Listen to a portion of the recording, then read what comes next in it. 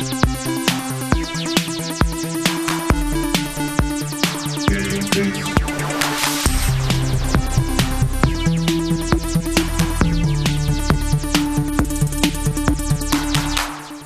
up, everyone? Welcome to GameFace, episode 312 on Sifted Games at sifted.net, the only podcast you will find where the hosts have almost 50 years of gaming industry experience. Alongside me, the man who adds to that total, Matt Kyle. What's going on, Matt? Not much. Just wondering how we're going to do shows for the rest of 2022. A little bit. When's Saints Row? Is that... It's this next month. Week? Yeah. Next month. This month, but not next week. It kind of is. Like, I'm working on getting review code of it right now. I've also been working on getting review code of Roller Drome, which I got review code for that. What's this trend? What'd you say? The roller skate shit. Yeah. I think this game's kind of cool, though. It's like the roller skating third-person shooter. It's just weird that has suddenly popped up with roller skates as a thing. It is a little weird in games again. Yeah, as it turns out, I got the review code this morning, so it was too late for me to play it to talk to you guys about it today. So it will be in next week's episode. But Matt, we had another delay this week. Hogwarts Legacy has now been delayed out of the year. But not out of the fiscal year. It's still coming. It will not go past March, I'm sure. What the hell? I mean, this thing was barely limping along to begin with. We knew that. It was not ready. Gotham Knights doesn't have a lot of excuses because it's been so long. But this was like, even when they announced this was coming in September last year, everyone's like, really? Yeah. Like that? You haven't even shown gameplay, really. Yeah, like it was... Yeah, they were jumping the gun, and I think releasing it by March next year is still jumping the gun because it's February 22nd or something, or 18th or something like that. Yeah. They're probably, this thing's gonna launch pretty broken, I think, no matter what they do, because I don't think they can push it out of this fiscal year. What a disaster this year is, Matt! A complete, unmitigated disaster. Yeah, I don't mind it. It's crazy. With the games that we've been talking about on GameFace, we never would have talked about in the past. I mean, we probably wouldn't have talked about... I can't remember the name of it anymore. Exactly. Giant monster game with the something apocalypse. Oh, Gigapocalypse. That never would have been in GameFace in a normal year. No. There's been at least 10 games that we've covered this year that normally would never be in GameFace. At least 10. And there's one or two in this episode where we're doing the same thing. Like, I'll say this... We're covering the hell out of indie games like we never have before. That's for sure. We are talking about showing off smaller games unlike this show has never done. So I'm gonna actually mention this later on in another topic. This has been a great year for the little guy because all the big guys are just getting out of the way. Yeah, you're welcome, Ravenous Devils. I mean, seriously, if you had a smaller game this year... I probably would have brought that up anyway, though. What? The Ravenous Devils game where where you're the Taylor restaurant where you're killing people. Oh yeah, serving that them. game was just cool and unique. I like showcasing games like that, and you're right. We normally probably would, but honestly, a lot of the stuff that we are showcasing on GameFace would never sniff an episode of GameFace in other years. It just wouldn't. So, holy moly! Now what is left? God of War, Pokemon, Saints Row, Pokemon. Maybe Callisto Protocol. That's the next one. Gotham Knights is AAA. I don't think it's going to be very good. Madden is coming out here in the next week. There's something else in September, isn't there? Maybe. There's 1 or 2 games per month. Mario, Rabbids. Yep. Midnight Suns went to next year. Yep. It's crazy. It's Bayonetta is in October. Splatoon is in September. That's what I was. I feel like there's something else in September. Maybe it moved though. Yeah, it's it's really insane. I've never had to deal with this. In all my years working in this industry, as I said when we started the show, Matt and I, between the two of us, I think we legitimately have 46 years or something experience working in games editorial. Never seen anything like this. Never had to work this hard to put shows together week in and week out. Again, there are some positives to it. We are featuring smaller games that have some pretty cool ideas, a lot more than we have in the past. I am also playing games with unique ideas, for the most part, a lot more than I have in the past. So there's good parts of it, but for your purposes, I saw someone went into the comments for last week's episode of GameFace, and I'm not going to call people out by name or whatever, but basically was saying, you're saying there's no games, but there are tons. There are all these indie games that you can cover. Yeah, of course, but like our users don't care about all those indie games. Like we don't make this show for like our own edification. We make it for you guys, so you guys know how to spend your money, and if we can entertain you guys along the way, that's great too. So, I just replied, I'm like, oh, sure, of course there are games coming out. Like, I'm being facetious when I say there are no games. There's always going to be games coming out, but I could tack on to the end of that sentence that most people actually give a crap about, and unfortunately, that's just where we're at. So, doing the best we can. I do think somehow we've managed to put together decent shows all along, but it just doesn't have that big, like, our views on YouTube are down because people will look at our show on YouTube and they'll see like the 3 games that we feature in the title, and if they don't catch their eye right away, they keep going. So it's we're dealing with it. Everyone else is dealing with it too. Like, I'm not saying this is a unique problem for us. But Last of Us is in September. That's what I was thinking. Yeah, that's not a huge thing for. But I mean, what are we going to say about that? Yep, looks prettier. Yeah, we have spent an hour on less. That is a good point. We have. So anyway, there's also a Vertigo game coming out. Vertigo. Alfred Hitchcock. Vertigo. Oh, that's right. That game's not looking so good though. I wouldn't think so. But it's got a very small budget. Still going to play it. Yeah, I probably. And then the Valkyrie Profile remake, which I'm excited about because I like. But again, like Profile. In a normal year, I probably would not play the Vertigo game. But I will this year. Yeah, that's for sure. New Prince of Tennis daily life game. Come on. Anyway, so here we are for episode 312 of GameFace on Bunny Park. Games. Are you kidding? September's packed. Bunny Park? Bunny Park. It doesn't even have an entry. I can't wait to do Dossier. That's Lemon Cake. I don't know what that is. Beyond the Edge of Owl's Guard. That's probably quality, right? Yeah, of course it is. See, Matt, there's plenty of games coming out for us to cover. Yeah. I don't know what we're talking about. We're insane. Little Witch No Beta. Labyrinth of Zangetsu. This is all the big stuff. Yeah. So anyway, that's what we're dealing with here. Somehow I think the shows are still pretty good. We're doing our best, that's for sure. A couple other things before we get going with the episode proper. Matt, I had my first viral tweet this week. Did you see that? No. You didn't see what happened? So I was like just roaming Twitter and I came across this video of people dancing to ringtones. And I thought it was brilliant and really clever and really funny and everything that I love about internet video, in all honesty. So I just tweeted it out on my my personal account. Didn't even think anything of it. Like, I tweet videos like that all the time. Like, I'll just find a cool video that I like and I'll tweet it. Usually they'll get like 100 likes and, maybe 2 retweets and like a few comments or whatever. But this one exploded.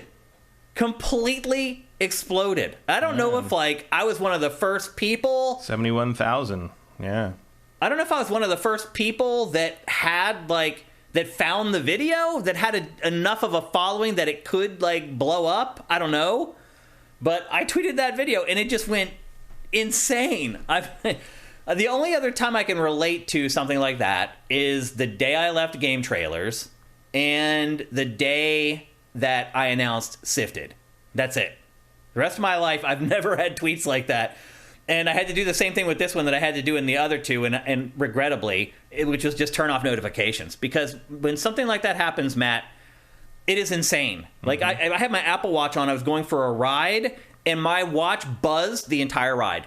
Literally just bzz, bzz, bzz, bzz, bzz, bzz. And I looked at my watch, and it's just notification, just ding, ding, ding, ding, ding, ding, ding, ding, just going off. It's if you've never had to deal with something like that, it's not great, just to be perfectly honest with you. And then inevitably, somebody got mad that I hadn't given credit to the people who made it. I had tried to, once it started going bananas, I tried to find who made it. I couldn't find it. I kept Googling, like, dancing to ringtones, ringtone dance. Couldn't find the people that made it. And I was like, I'm not spending my whole damn day trying to drag out the people who actually made this thing.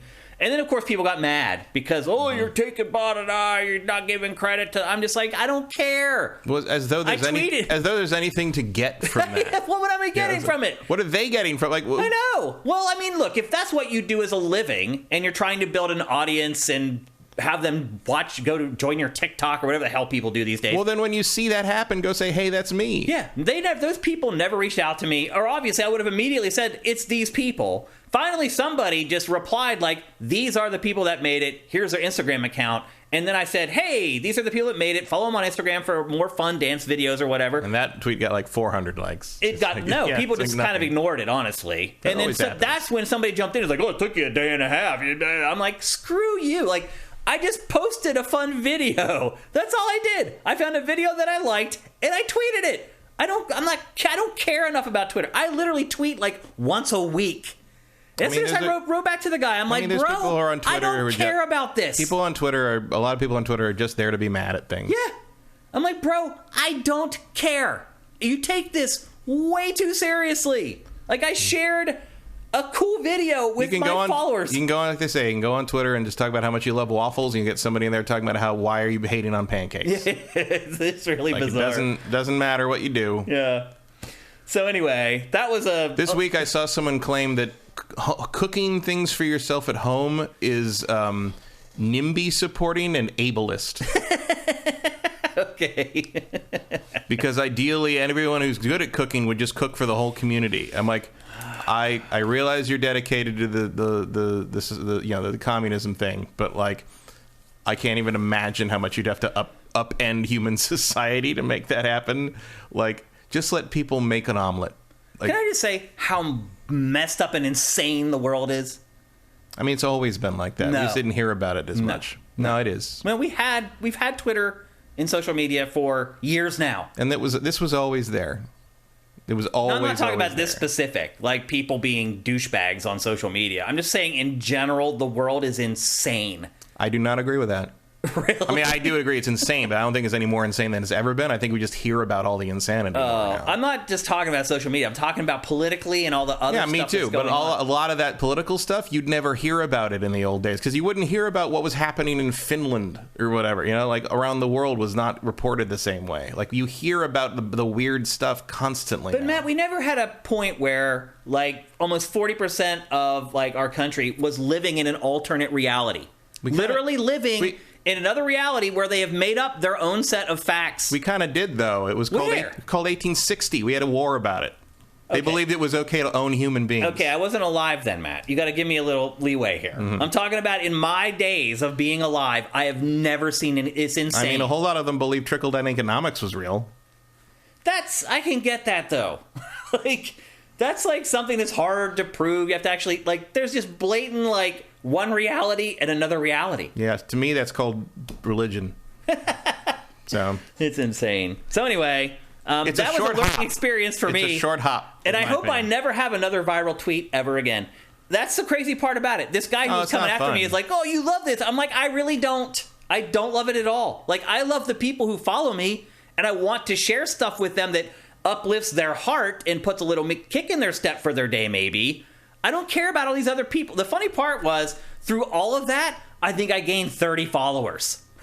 Through all of that. Yeah, it never benefits you. Yeah, it does. Nobody followed me. And I don't care, because what's going to happen is the next day I'll tweet about something video game related, and all those people that follows me are just going to unfollow me. Because they're going to be like, oh, I didn't realize this dude who posted that cool video is a hardcore gamer. Like, the whole thing's absurd. So anyway, learning experience for me. I have no interest in being a social media star. Like, I don't know how these people deal with it. They have notifications off. I turned them off eventually. Right. Yeah. That's the key. They just never, ever look at their social media, I guess. I mean, well, how would you? Yeah. It's just overwhelming, I guess. It's nuts. It really is crazy. But I got a little taste of it, and just enough to tell me I want nothing to do with it. One other final note before we get going. Fantasy football's coming up. And I'm scheduling like all my money drafts now with all my friends in Philadelphia and all the other places I've started leagues.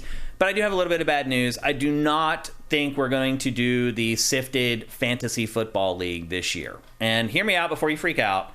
In all honesty, last year, the league turned into a complete and utter disaster. There were like 3 or 4 people who just quit. And that just ruins the league for everybody else. Because what happens is, when you play those people, you get free wins. And some people will play those people twice. Some people will only play them once. In this league, it's 12 owners. Sometimes the people never got to play the person who didn't. It just became completely unfair. And I don't want to be the jerk that's like tracking people down and telling people to start their teams all the time. Like, this is supposed to be fun. And so I just don't think we're going to do it this year. If some of you guys come to me and you're really adamant about it, then maybe I'll reconsider it. But last year's league just turned into a disaster. And I don't want to get to the point where I'm like the bad guy commish who's like telling people they're ruining the league and all this stuff. Like, it was just supposed to be for fun, but it's not fun if the competitive part of it is just all thrown out of whack. So I don't think I'm going to do the league this year. If there's enough of you guys who have been in the league who are really upset about that, send me a message on Sifted or send me a DM on Twitter or whatever, and maybe I'll reconsider. But as of right now, I don't think we're going to do it. So just a heads up. Again, there were 12 people in the league last year. If any of you guys really feel strongly about it, reach out to me about it, and maybe I'll take another look at it. But as of right now, I think we're just going to put it on ice.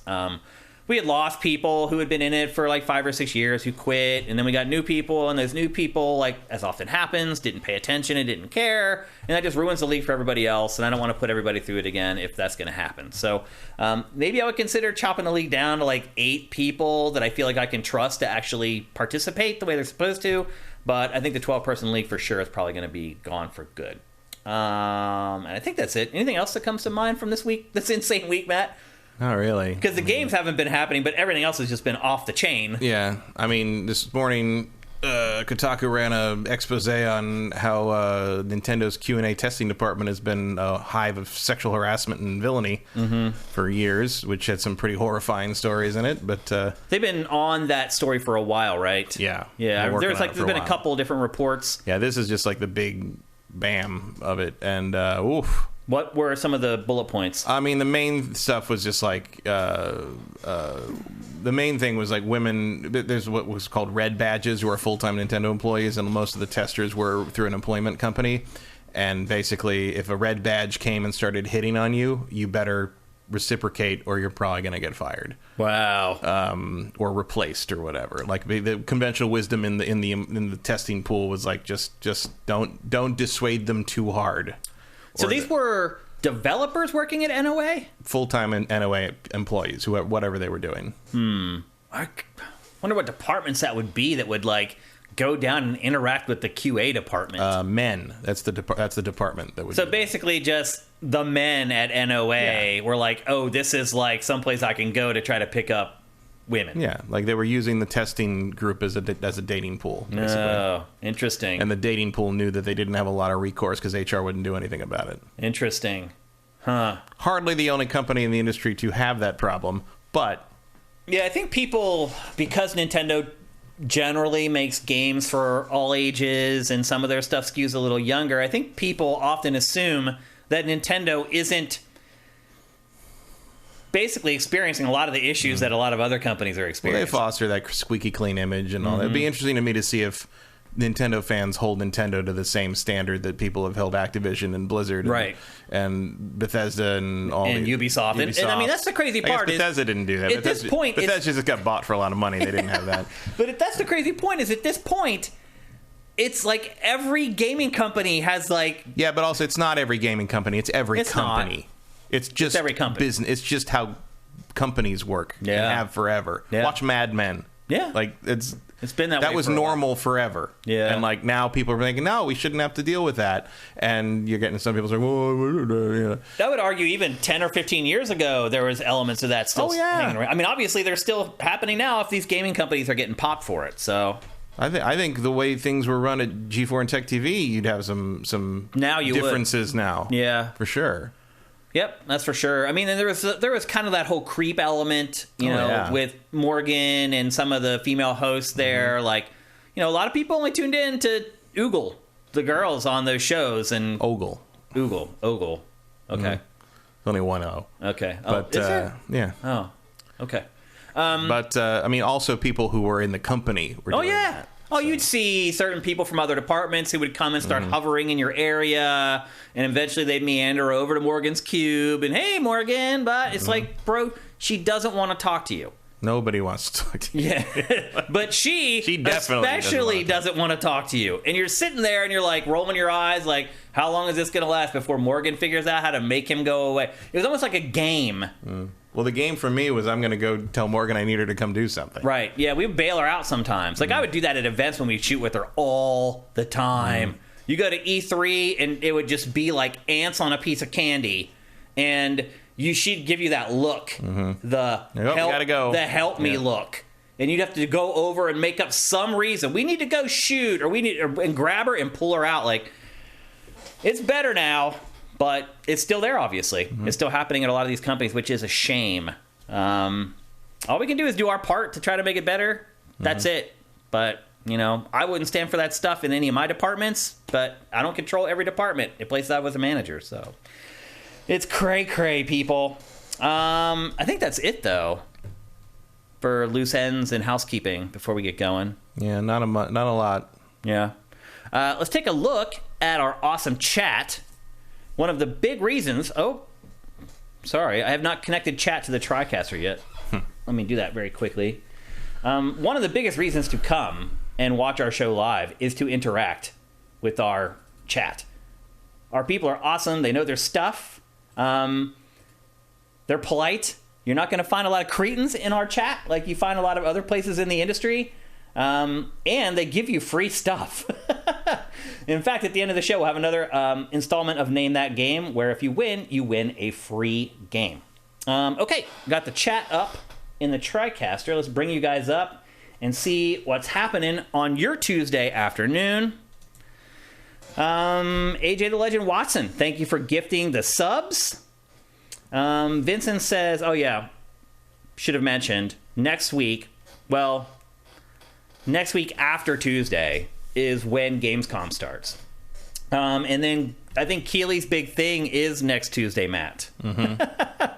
It says it starts an hour before GameFace would normally start, and it's supposed to be 90 minutes long. I'm wondering if maybe we do like a live stream thing. Yeah, we could do that. Because it's not like we have a lot. We will have games. That might save us a little bit. Yeah, because next week I will have Roller Throw. Watch that, and then we'll talk about Saints Row, maybe. Yeah, a couple games after that or something. We'll figure it out. Just make sure you follow us on Twitter at Sifted Games, and we'll keep you guys abreast of what we're going to do with next Tuesday. But we will absolutely be here. It'll be a surprise what we end up doing, though. One Super Master Gamer, thank you for Twitch Prime. That's awesome. What else we got here? Anyone else drop us with... here we go. Snowman92DR, thank you for Twitch Prime. That's awesome.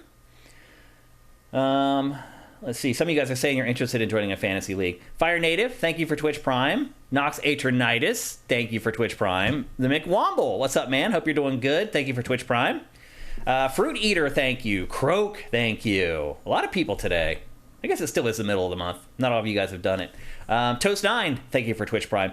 By the way, we never heard from the winner last week of Name That Game. They never asked for their game. Not Cirque was the winner, right? I don't remember. Yeah, I think it was Not Cirque last week. I never heard from you, bro, to claim your game. So make sure you do that, because we got one waiting for you. And I think that's it. Yeah.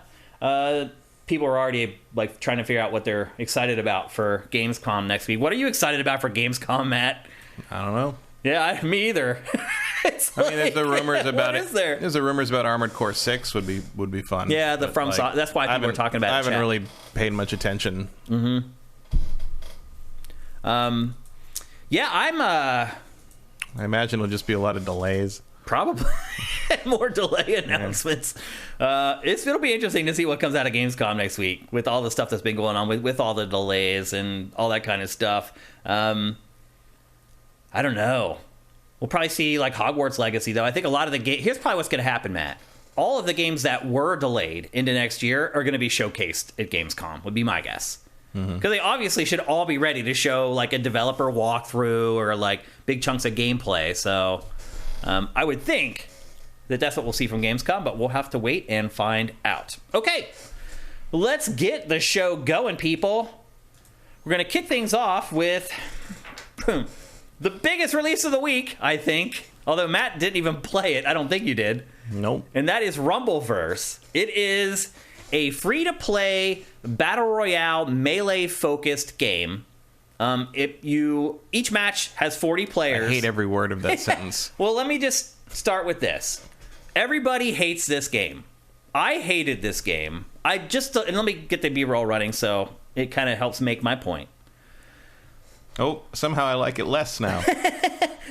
everybody hates this game because if you look at it, it looks very generic and very dumb and very boring. And I was a part of that crew. I was like, oh my God, this is made by Iron Galaxy, by the way, which is a studio that picked up the development of the reboot of Killer Instinct for, I think they started development at season 2. Does that sound right? And then finished off all the seasons? It was something like that. Something like that. They took over halfway through. Yeah, and they did a good job with Killer Instinct. I thought they did. So anyway, this is their next new project that they started from scratch.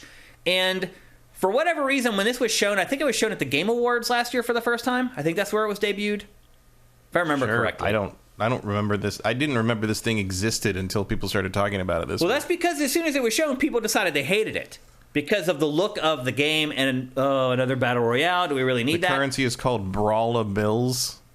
Yes. Yeah, the currency that you actually pay for, Brawl-a-Bills. I'm gonna go in the other room. So, I'll fully admit, I was on the hate Rumbleverse train.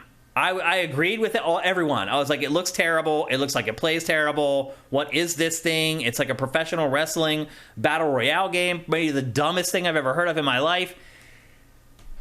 And then I played it, Matt. And I'll say this. I've gone through waves with this game. So when I first started playing it, I didn't like it that much at all. I didn't really understand the controls. I didn't understand how things were supposed to work. I didn't understand the gameplay loop or any of that stuff. And then once I figured it out, I kind of fell in love with it, Matt. I hate to admit it. So, as I said, it's 40 people in each match. You can play solo, which is what I mostly played, or you can play duos. They haven't really added anything beyond that so far. But as you see, you're shot out of a cannon into the play world. And the play world begins as a sphere, a circle. And just like every other battle royale, as it goes, at certain intervals, the circle shrinks. And you have to stay inside the circle, which forces people to be pushed closer together and encourages confrontation. Now, one caveat about this is if you're outside the circle, you only have 10 seconds to get back into the circle or you'll die. You can go back into the circle and the count will kind of reset, but if you pop back out, it will start again. So you don't have a lot of time outside the circle before you die, literally 10 seconds. And they claim that this was them trying to incorporate the 1, 2, 3 count from wrestling into the game in some way. So for most intents and purposes, it does operate like a typical battle royale game. You want to be the last man standing against 40 other players. And I will say this too, the battle areas are small. So as you saw when I first got launched by the cannon into the world, the actual world itself is pretty gigantic, but the area that you play each match in is just a fraction of the overall world that has been built for Rumbleverse. So you get shot by a cannon into that smaller area that you're actually going to play in a different part of the city. And as you're flying in, you can keep flying, and then you tap A to kind of actually descend down. So you can choose like the part of the play area where you actually want to start in, and you can see the other players with you. But I think a lot of people here, there's only 40 people, and they're like, oh, that doesn't seem like that much. But it's perfect for the actual play areas that they give you in this game.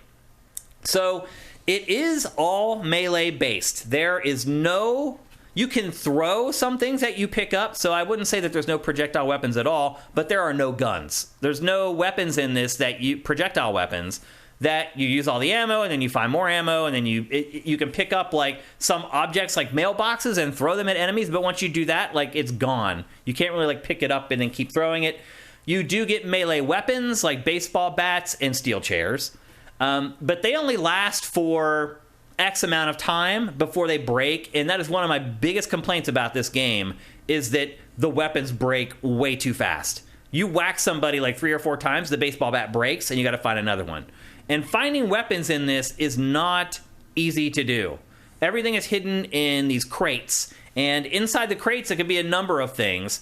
So it's a lot of it, and this is endemic of a lot of battle royale games, there's a level of luck involved to the game. Meaning, Like, if you find a weapon at the right time, particularly when the game starts, like a lot of other Battle Royale games, if you're lucky enough to find a weapon right away, you have a huge advantage because there's 5 other people who just landed right next to you. And if you're the first one to get a weapon, you're going to have a huge advantage over those people because the weapons increase your damage output. Now, you can still do damage without weapons. You can just punch and kick, and there's very simple combos.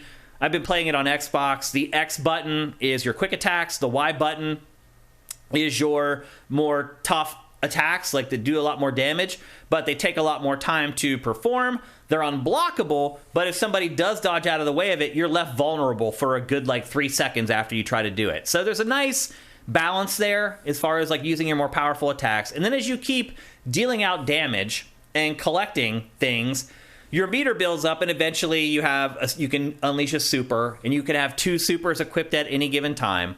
The boxes, so if you look at the bottom right of the screen there, you have 3 attributes that as you smash boxes, there's these little canisters that pop out of the boxes, and you drink them. And that permanently increases your attributes in one of those 3 categories, those drinks that you drink.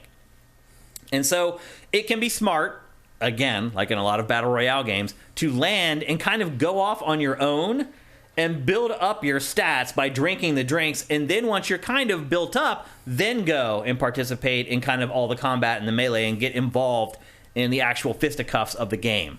What you were seeing right there was the lobby, and the lobbies in this game are insane. They're literally entire levels.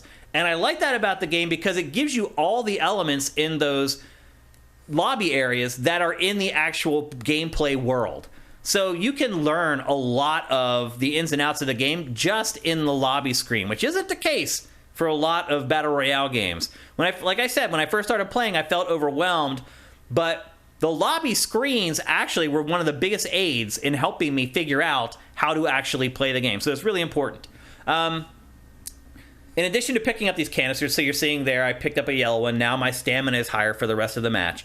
There are also these books or magazines lying around, and what you can do is you can read one of those, and that will replace one of your ultimates with a new ultimate.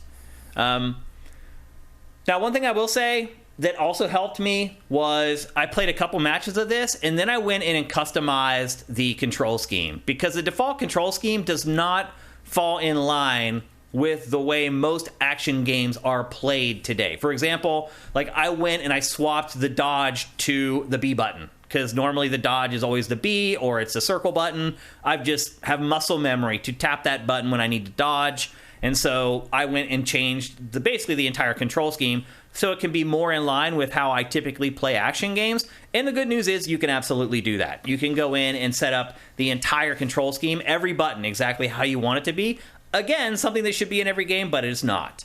The game is set in Grappital City on planet Suplex. It's supposed to be... I know. It's supposed to be like a wrestling game, but, I mean, you've been watching the B-roll. Do you see wrestling in this, per se? I mean, there's people doing suplexes and stuff. But otherwise... wrestling moves. Right. But otherwise, does it really feel like a wrestling game to you? No. I mean, it doesn't... It's like they've mathematically calculated a game that I am less interested in than any other game ever made. Really? This looks awful. Really? It's not, though. Awful. It's really not. I'm not just talking about the visuals. I'm talking about all the messy combat and trying to get in close to people and the limited combo. Why would I not just put a fighting game on? Well, it's not a battle royale against 40 other people. Yeah, but I don't care about battle royale.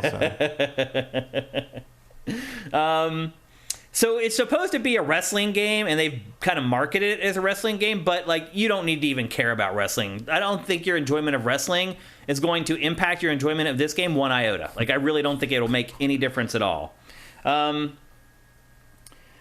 see. Other weapons that you can, you're about to see, I think I'm going to grab that stop sign. Yep. So other weapons that you can grab stop signs straight out of the ground. And again, weapons are imperative because they deal, I would guess, and I'm guessing here, double the damage of just using your fisticuffs or whatever.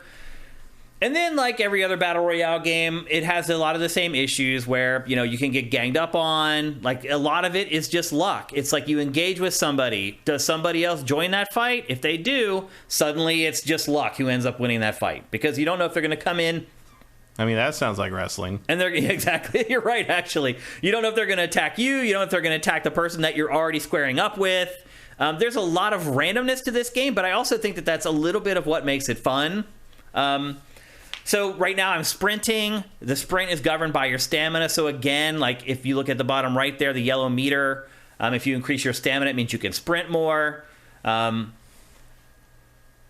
there's strategy to it. There's a pile driver. Yeah, so that's one of the specials that you're seeing right now. And again, the timing for it is tough. It's unblockable, and you have to dodge it. But if he goes for that move and I get out of the way, then he's a sitting duck for a good 2 or 3 seconds, just standing there, and then you can perform your own sort of super move on them. What else is there to mention about this game? There's jump attacks. As I said, there's throwable items.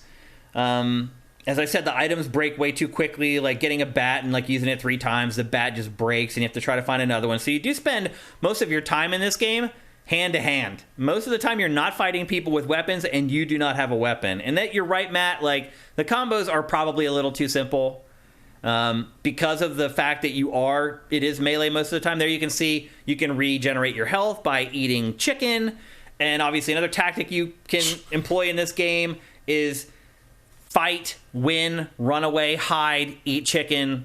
Once your health is full, run back. But again, it's just like real life. Yeah, just like real life. But again, it can be hard to find items that you actually need in this. It's a lot of luck, whether you find a chicken leg or whatever that's going to replenish your health. But it's also very easy to hide and stay away from the rest of the people that are brawling in this and just kind of keep looking for stuff in boxes until you get exactly what you need. And that, again, is something that's kind of intrinsic to Battle Royales that you probably either love or you hate at this point. The controls are responsive. I agree with you, Matt, that better combos would be appreciated than what's included in the game, and maybe that's something that they expand on over time. But the combat is responsive, and it does feel good. As I said, when we started talking about this, I went in waves with this game. I started playing it. It was overwhelming. I didn't know what I was doing. I felt like a fish out of water. And then, as I said, in the lobby, I learned how to play the game. And then I got to the stage of what you're seeing now, which is where I started to really figure out how to play the game. And I started, if not winning every match, finishing, top 10 every match. And then last night, I jumped back in to play some more, and I ended up getting matched up with some good players, and they housed my ass. And I suddenly didn't like the game as much as I had the day before. And I started to realize that if people can, and this does happen in a lot of Battle Royale games, if you find people who are friends that are playing together, they will tag team you. And there are ways in this game where you can fall into a loop where you can't do anything, where they keep attacking you with a perfect timing so that you're basically just continually getting juggled, and there's no way to get out of the loop of getting attacked. And again, I never saw it one-on-one. I only ever saw it when 2 or 3 people were attacking me at the same time, but nevertheless an issue, although if you're someone who likes to play in duos or trios, maybe the fact that type of a strategy is in there is something that appeals to you. There are huge health bars. It very rarely happens in this game that you spawn and then you're dead a minute later. Your health bar is very generous. And again, because you can replenish your health bar with the chicken legs, you can conceivably, if you're smart enough about sneaking around the map, you can conceivably last forever if you just want to be a coward and try to just hide. And again, a viable tactic in Battle Royale is to just hide and wait till everybody kills each other and then pop your head out after there's 5 or 10 people left. You can absolutely do that in this as you can in every other Battle Royale game. My biggest complaints, and now here's some criticisms that I have. The biggest one I have, and I think it may be a game breaker, honestly, is that it takes forever to get into another match. I've talked about this before, and if you go and watch or read interviews with the early Call of Duty teams that worked on the early Black Ops games or worked on the early Modern Warfare games, they will tell you that their secret sauce to making Call of Duty popular over other shooters was the time between games. How long it took between the time where you were eliminated from a match or a match ended and how long it took before you were firing bullets again. That was one of the things that they worked on constantly to improve in the Call of Duty franchise, and it is abysmal here. Setting up your first game can take 2 or 3 minutes to get into a game, And then once you're eliminated, you can immediately choose to join another game. And I've never seen it take less than a minute. Ever. Never, ever have I been able to join another game in a minute or less. What's the standard time to get into another Battle Royale game from like... Well, Call of Duty typically is like 12 seconds or something like that. Battle Royale games usually are like 20 to 30 seconds. And I don't know if part of the problem is that they don't have enough players in the player pool. I don't know. But this has crossplay. And it seems to be like a lot of people are playing it and enjoying it. I don't know. It's hard to get any data from the game itself on that. So I don't know if that's causing the problem. As far as like they don't just have enough people to populate all the matches. I don't know. But I do know that for this game to survive long term, they're going to have to figure out a way to get people into the next match way more quickly than it does now. It just doesn't work. There's a battle pass. This game is free to play, by the way. I don't think I've mentioned that in all of this. This is a free game. Now, initially, they were going to have some kind of a weird thing where they had like a paid early access thing, and I think what happened was the response to the game was so negative that they're like, you know what? I think we need to make this a free-to-play game. So it is free, but as you're seeing, look at how little I was going to say you earn. Like a very slow progression. Oh my God, it is glacial. Again, another deal breaker in this, particularly with free-to-play games, where you're like, okay, I'm getting this for free, but I at least still need to feel like I'm doing something and making some kind of progress. Like, even once I did start going up in levels, like I never really earned anything that was worth anything. But on the flip side, I was able to play this game no problem. There is no play to win in this. None of the stuff that you earn or pay to unlock or pay to unlock will help you play better or help your character be more powerful. It's all cosmetics. So they're handling that part of it right, but the progression, like the actual earning of the currency. So there's those bills that you talked about earlier, which is a currency you pay real money for. And then there's fans. Fans is the free currency that you also use to unlock stuff for free. The fan stuff, it's so slow. It takes forever to earn any fans in this game. So I would just say right out of the gate, if you want to be able to customize your character, you're going to have to pay. Unless you are the most patient person on the planet. I played this for hours and never unlocked another piece of like gear. So it is very slow. I'm guessing that's part of the plan to get people to actually spend real money on this game. But the good news is it's not pay to win. The bad news is they've not found a great middle ground. If you want to customize your character, it is a grind. I guess in general, when we talked about a game not long ago, that's kind of similar to this called Naraka Blade Point. It was a melee focus. It did have guns, but the guns were all like muskets, like single fire weapons. It took forever to reload. This doesn't have any of that stuff. This is all melee, 100% melee, but it is very similar as far as like the ebb and flow of each match and how you kind of approach how you want to compete. They're very similar. Like, you don't want to get mixed up with like 3 or 4 people at once. That's when you get in trouble. You want to stay one-on-one in this if you can. When you do nearly suffer defeat, you want to run away and try to find health and replenish your health and then come back to fight another day. A lot of the aesthetics are the same, but I enjoyed this way more than Naraka. Naraka was too complicated. I feel like it's a good middle ground of simple, but it maybe errs a little bit too much on the side of simple, particularly considering it is a melee-driven game with limited combos. It just doesn't have a lot of melee options, sadly. A lot of the variety comes from the super attacks and things like that. And again, as I said earlier, you can change what supers you have and ultimates you have mid-match by reading magazines that are scattered around the map. And that's pretty much it. It's available for everything. I should mention traversal, too. The game is very vertical. As you can see, there's climbing, but I hate the way they handle climbing. You have to hit the B button to latch onto something to climb up. After years and years of Assassin's Creed and other games where you're allowed to climb a wall where you just run into a wall and you just start going up it, it's very weird to have to press a button to attach to a wall in this game. But the verticality can also be really cool because there was one time I was on top of a skyscraper and I managed to pull my super move on someone on top of a skyscraper and I literally pile drived him from like 100 stories, which is pretty cool. Like, this is taking forever. Yeah, these are the last 2 guys. Look at how little the circle is left.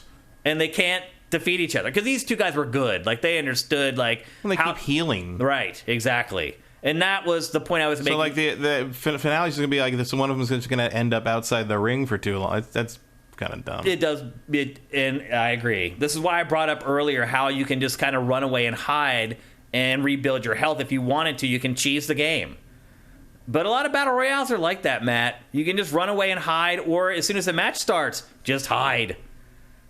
Find a little building, go inside it, sit there, wait for the player count to go down, make sure, only move if you have to. Truly living the video game fantasy dream there. Hiding in a building. I mean, let's be honest. A lot of people play games to win, not to have fun. And that's the line I guess you have to draw, basically, when it comes down to it, is like, how do you glean entertainment from games? And I think that kind of informs how you end up playing battle royale video games. Like, I'll be honest with you, a lot of battle royale games, I land and I go hide for a while. I grab some good weapons and I go chill out for like the first couple minutes, because there's always that initial rush where like half of the people get killed like in the first like 30 seconds or whatever. I always sit that out. I'm like, okay, I'll let 25-30% of the player pool just disappear before I even engage for the first time. And I don't judge anybody for how they play these games. Some people play to win, some people play to have fun, and that's totally fine. So I'll say this. I was pleasantly surprised by this game, Matt. I really thought it was going to be terrible, and I was going to have no interest in playing it. I thought I'd play a match or two, and at first I thought I was right, because it was kind of overwhelming at first. I had never really played a game like it. And I was like, oh, I was right. This game sucks. And then as I started to learn it, I was like, actually, there's like a good bit of depth to this game.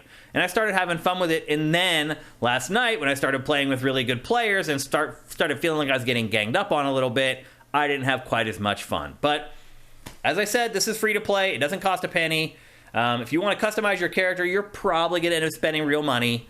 But to just play it and be competitive, you don't have to spend a penny. And I haven't, and I was able to win some matches and finish top 10-ish pretty much every match once I kind of figured it out. So, any questions about this, Matt? I know you're so enthralled by it. You might have any questions. I don't know if anyone in chat has any questions. I mean, obviously this is free to play, so you can answer your own questions by going and downloading it. And it's not a gigantic download, so it's not like a huge like commitment that you have to make to figure out whether you actually like it or not. Somebody's freaking out in our chat, apparently. People are telling him to chill out. I don't know what's going on. But if any of you guys have any questions about it, Surly Mexican, thank you for Twitch Prime. Pharaoh Doll, I'm with Matt. The more Shane described it, I tuned out so bad I had an out-of-body experience. Erebus Jones asks, how many months do you think before Sifted is curating articles about the servers for this shutting down? 8. I don't know. I really don't know. Because it's better than I thought it was going to be. But there are clues. But it's visually repulsive. It is. The art style is bad. I agree. It doesn't really matter if it's good. Yeah, in that maybe. regard. People have already made up their minds. I had made up my mind, and then I played it, and I found out I was wrong. Yeah, but you had to. Yeah. But, like, most people are just going to not download it. And as I said, there are hints that maybe the player pool isn't huge, so... Yeah, you wouldn't expect that much delay on a first week of a game for free. Like, so maybe you're right. Maybe it is like 8 months, 10 months, sadly. Mm-hmm. I do think if people give it a chance, though, it will survive longer than that. I think it'll do okay. But you're right. I think it does look so bad... that a lot of people just aren't going to give it a chance. Supermaster Gamer says IGN gave it a 9. A 9? See? I'm not crazy. No, I'm sure you're not. I just don't care. Yeah. The thing is, like, I understand... Are people just burned out on Battle Royale at this point? I don't know. I understand why people like the Battle Royale thing. It does nothing for me. I do not care if anyone is better than me at doing that, and I do not care about being better than anyone at doing that. Mm-hmm. Like, that's the long and the short of it. It is not a thing I am interested in being good at. I understand why people would be. Mm-hmm. I bet if I was like a kid, I would. I bet if I was a kid, I'd be into Fortnite. But like, just don't care. Don't care. I don't want to do. I don't like. I have hit the point where I just don't want to do the same thing in a game over and over and over again. And that's all Battle Royale. That's all multiplayer games are to me. Really, the same thing over and over again. Just play this match. It's like. I mean, people probably say that about fighting games. Oh, sure. But I care about fighting games because I'm more interested in that competition. I don't care about who's better at aiming an imaginary gun on a video game screen. I just don't. Like, it's not something I'm interested in. I might not be interested in fighting games if I hadn't played them my whole life. You know? Like, I have an appreciation for that sort of built in, but I just don't care if I'm better at another human being at a video game anymore. You're not really a competitive person. No. Yeah. I am. I'm like hyper competitive. I prefer to eliminate the ability of someone to compete. I don't really care about beating them in a fair space. Yeah. So. Okay. But anyway, that's Rumbleverse. Apparently, the person freaking out in our chat was freaking out because we spent more than 10 minutes on this game. Understandable. Yeah, I see where you're coming from. I see where you're coming from, but I will argue also that we're not. It's not like we're losing time from anything better. Yeah, don't worry about it. Exactly. And I also argue that I spent a lot less time talking about Rumbleverse than I typically do about other games on GameFace as well. So I do want to get it out there because I know a lot of people probably were like me. They saw it at first, or like Matt. It looks awful. I'm not going to give it a chance. I think IGN's 9 is a little high. I'll say that. I would not give this game a 9, but I do think it's a good game. It's well crafted. I think I agree with you, Matt. Artistically, it does not appeal to me. It's hard to say whether that art style is going to appeal to a large group of people or not. I mean, it's trying to go for the same thing as Fortnite, but for whatever reason, it just does not strike the same note as Fortnite. It reminds me a little bit of... There's some CGI movie franchise that looks like that. The Littles or something, maybe? Like at the beginning of the B-roll, when you're looking at the character creation... Let's see if I can get back to it again. Yeah, like that. I don't know. That looks like there's some CGI movie franchise for kids that looks like this. All of them? And they basically like just lifted it. Like right there. Isn't there a I don't know, it's kind of like a DreamWorks movie that looks just like that? Smirk to it, I guess. Yeah. I don't know. Like, which is cheap. Stealing the art style from something else, but hey. This is too generic to be called stealing anything, really. Yeah. And I would also argue that when you're playing the game, it does not look that good. Like, I could actually deal with a world that looked like that if it looked that good when you were playing it, but it doesn't. It's just everything's so small, it's hard to see any detail and blah, blah, blah. So anyway, there you go. That's Rumbleverse. It's free to play. It's available for everything. And I do recommend giving it a go. Like, for a lot of people who maybe haven't liked Battle Royale shooters, like Matt, I do think that this is something different that maybe might appeal to you. And again, it's only 40 people instead of 100. It's not as hard to actually win at this than it is in a lot of other games. Although, as you saw, at the end of that one match, it did kind of get ridiculous, where the circle is like this big, and they're just like healing and then returning to fight and whatnot. But again, for a second there, I was like, okay, maybe again. And then that final last fork, I was like, oh no, that's garbage. The deal breaker. Like, that's not a thing I'd want to do. So why would I want to try to win at that point? Like, it's like there's no reward anywhere. It's just you're not building to anything I want to do. Yeah. So no. I hear you. Like, I'm waiting. A melee battle royale might be the thing I would actually care about, but none of them. You know, the other one was closer. The samurai one. Yeah. But like, I'd want something with more meat on it. I'd want something with like, I'd want like For Honor battle royale. Basically, would be what I'd be thinking about. That would work. That'd be great, actually. Maybe that's what For Honor is the next one. At this point, I'm just be glad if Ubisoft makes it through the next month. Starting to wonder. Yeah, it's not going good over there. So anyway, there you go. That's Rumbleverse. Let's move along. We're going to talk next about probably the biggest. Well, I don't know. That's a tough one. I don't know if this was the biggest event of the week, because there's another one we're going to talk about next that had more games but not as exciting. So it's kind of like, I don't know, take your pick, basically. But one of the bigger events of the week was a Nintendo Direct for Splatoon 3. Matt, you've not been a fan of Splatoon in the past, correct? No. What is it about the franchise that you don't like? Multiplayer. You don't like that? That it's multiplayer, mostly. I don't care. So, were you waiting with bated breath to see if they would actually fill out the single player of this time? No. Or have you just written it off at this point? I've more or less written it off. Yeah. Like, I appreciate the stab they went in that direction with Splatoon 2, but I still didn't play it because I want to spend Nintendo full prices to play something I'm probably going to play for like 2 hours and ignore after that. Like, I don't see it. The campaign sucks. Right. It's a stage-based campaign. Yeah. It's not like a story-driven thing where you have characters that you keep interacting with. I just like the idea of it. I think the characters are cool. I think the art style is cool. Do you like the art style? Yeah, the world is weird and interesting, but like, WoW, I don't care about, like, just match-based multiplayer over and over and over again. Like, it just doesn't, I'm not into it. Like, I would play Splatoon, Panzer Splatoon Saga, the RPG that would be a version. game I would play. That's what I'm waiting for. Well, I am a huge fan of Splatoon. Honestly, I still play Splatoon 2 every once in a while. Like, if I'm just sitting around, like, waiting for the wife to get ready to leave for dinner or whatever, I'll boot up Splatoon 2 and play a couple matches.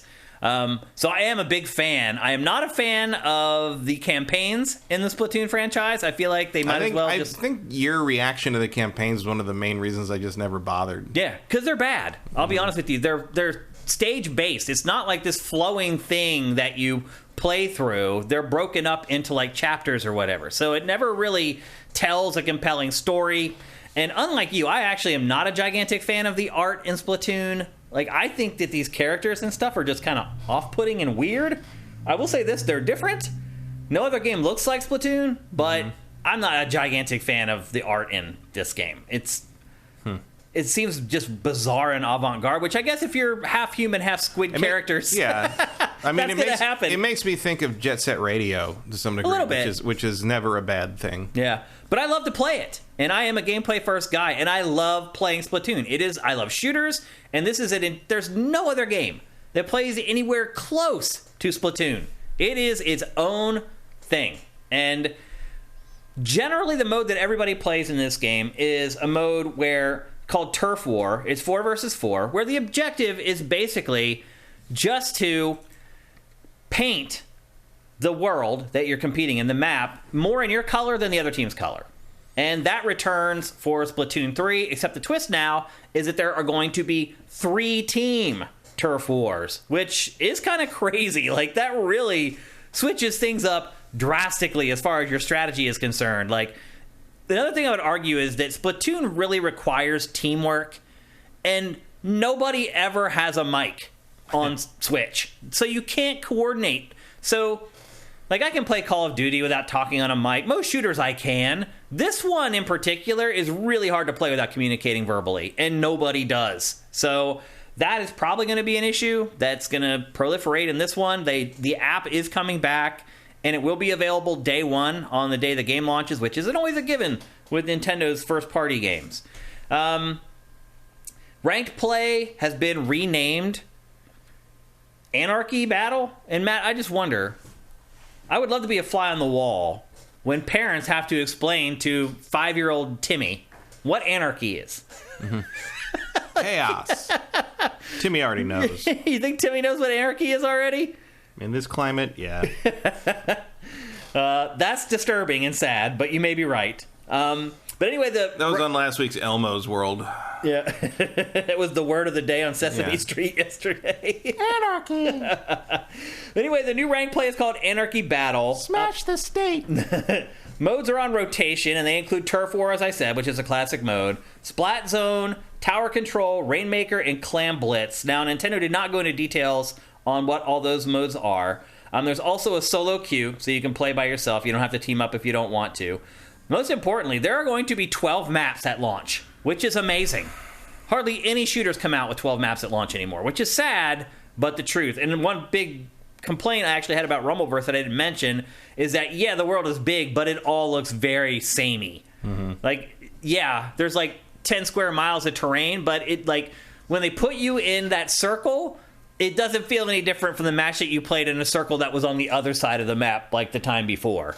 But this one, the maps in this game are completely different, and there are going to be 12 at launch, which is amazing. More stages will be added as DLC for free, but there will also be large-scale paid DLC coming, but they didn't share much about that other than it did look like it's going to be story-based. There's a new main cast. It includes a trio of characters. One's called Big Man, one's called Shiver, and one's called Fry. And instead of having like the fake newscasts like they do in the older Splatoon games, they host a podcast, surprise, surprise, called the Anarchy Splatcast. Again, the word anarchy. And then the hosts from the first Splatoon game, Callie and Marie, they return. Captain Cuttlefish returns. The Turf War judges, Judd and Lil Judd, return. But there are new NPCs for the vendors in the overworld, which is cool. The characters that they create for this franchise generally are pretty unique, whether you like the art style or not. There are results in some good, though hard to find amiibos. Oh yeah, so there are 3 new amiibo launching at the end of the year. They are not launching with the game, which is a little weird. The amiibo are this launches September 9th, so very soon. And the amiibo don't launch until the fall. So it's odd that they're releasing the game and then months later they're putting out the amiibo. It's amazing how hard the ball was dropped on amiibos. It's crazy. They were so popular you couldn't get them for a while, and then they just stopped. Yeah. Yep. Like they didn't even put out new ones for Fire Emblem. Yeah. Like it's bizarre. Right now you're seeing a new technique. So there's 2 new traversal techniques in this game. One is called the Squid Surge, and that's where players can swim up walls in a single burst, which is nice. And then there's the Squid Roll, which is what you're seeing at the end there, which makes it possible to jump out of ink while turning around at the same time. So basically, they're just giving you, finally, the Resident Evil quick turn for Splatoon, something that this game has needed for a really long time. All the weapons from previous games return. However, there's 2 new classes of weapons in Splatoon 3. One is called a Stringer, which is like a bow and arrow. And then the second class is called Splatanas, which are basically katanas. They're wipers that allow you to charge and send blades of ink through a sword. And then there's 3 new special weapons as well. And the special weapons are your specials, basically. Once you have sprayed enough ink, your meter fills up, and then you can unleash your special. There's all the old ones returned from the prior games, and now there are 3 new ones. There are also things called Sheldon licenses that are used to acquire new weapons, or you can just level up through battles, and using the same weapon over and over again unlocks new weapons. Customization is a gigantic deal in this. It always kind of has been. Like, customization actually has an impact on gameplay in Splatoon, though. It gives you passive buffs. So in Splatoon 3, you're going to get stickers and outfits, banners, badges, titles. You can even customize your winning emote. They'll also be releasing new items every 3 months for 2 years. So there is a big post-launch plan. And there is the new Splatanas that I was talking about, the new sword-like weapons, which I probably will not use. I'm a splat dualies kind of guy. I basically have 2 Uzis dual wielding that I end up using in Splatoon every time. They always work out best for me. But the post-launch plan for this looks insane. So you have the free maps coming, you have all the cosmetic stuff coming, you have all the items coming, you have the paid DLC, which looks like it's going to be an expansion to the story mode, all that stuff. And here are the new specials that I was talking about earlier. There's the new bows that I was just talking about. Again, I probably won't use those either. Splat dualies for me all the way. And then, talking about new modes. So there's a turf war game that you're seeing right now. It's a card battle game that can be accessed from the Splatsville hub. It's called Table Turf Battle. It includes 150 cards, and you get a free starter deck when you buy the game, and then you're trying to collect all 150 cards. Currently, though, the game is only playable against NPCs. It doesn't appear that you can play against other people online, which is weird, but not all that weird when you consider how Nintendo handles the online for a lot of its games. Salmon Run returns, which is the 4-player cooperative horde mode. I don't know if you remember this, Matt, but in prior entries of the series, Salmon Run was this thing that would pop up from time to time. You couldn't just play it whenever you wanted, and it drove me bananas. Even if the room was open that you had to go into to start Salmon Run, a lot of times you would try to matchmake, and they'd just be like, sorry, matchmaking is turned off right now. It was infuriating. Like, I could never find time to play it. Every time I wanted to try to play it, it was either not happening, or there weren't players. It couldn't match me with people, whatever. They have changed all that for Splatoon 3. It is available all the time, 24/7. You'll always be able to get a game of Salmon Run. They've also now added gigantic bosses to Salmon Run. So instead of just like being waves of enemies, now you actually fight bosses. They've added elites. This is one of the new elites that they've added to Salmon Run. They've really just blown it out and made it something different. So there's also this like egg mechanic that you've been seeing. There's these eggs that you collect, and then the 4 of you and your 3 teammates can basically join together into this giant contraption that then fires the eggs. So it's almost like a special where all 4 of the players that are playing together team up to use the special together. So basically, they have just completely expanded and blown up Salmon Run. And I think pretty much all the changes that they've made have been for the better. So I'm glad that they've improved it. And I'm also glad that they're going to make it way more accessible than they have in the past. So good news all around on that front. Then there's the return of the story mode. This time it's called Return of the Mammalians. And once again, it looks like an afterthought. It's all stage-based. Again, Nintendo is recommending it for multiplayer training, which is really all it's good for.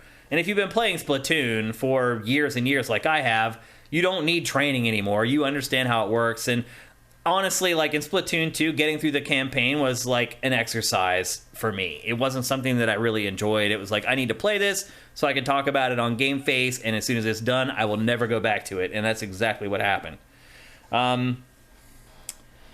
Let's see. The story mode, you play as Agent 3. You're the latest recruit of the new Squid Beak Splatoon. You battle the Octarian army, whose members are covered in hair for some reason, which is weird. I don't know where that comes from. I was going to say the return of the mammalians. Yeah, I guess you're right. They have to have body hair. That's a good point. Let's see. Along with the small fry buddy, you can explore the stages. And that is a mode called Recon, where you can just go and kind of just float around the stages and kind of learn the ins and outs of each stage. That's something that prior games probably should have had. And there's also a new monthly event called Big Run, where players have to defend Splatsville from the invasion of the Salmonids. And then the Splatfests are also returning. Do you remember those, Matt, where you would pick a side like peanut butter or jelly or black or white? I remember the Transformers ones they did. Yeah. And then you fight for a whole week, and then at the end of the week, if you're on the team that wins the most battles across the week, you get like free cosmetics or whatever. Those are returning. Except now there's 3 sides to choose from. The first one that they're having is rock, paper, or scissors. You choose one of the 3 and then fight for that side. There's also a photo mode. As I said, there's extensive amiibo support that's going to be there at launch, and then there's 3 new amiibo that are launching in the fall. The first Splatfest beta launches on August 25th. So there's going to be an open beta for this game coming up here in just not even 2 weeks, that everyone will be able to play in. The beta itself starts on August 25th, and then the first Splatfest, which is rock, paper, scissors, starts on August 27th. So you'll be able to play just regular multiplayer for the first 2 days, and then the Splatfest takes over on the 27th. And that's it.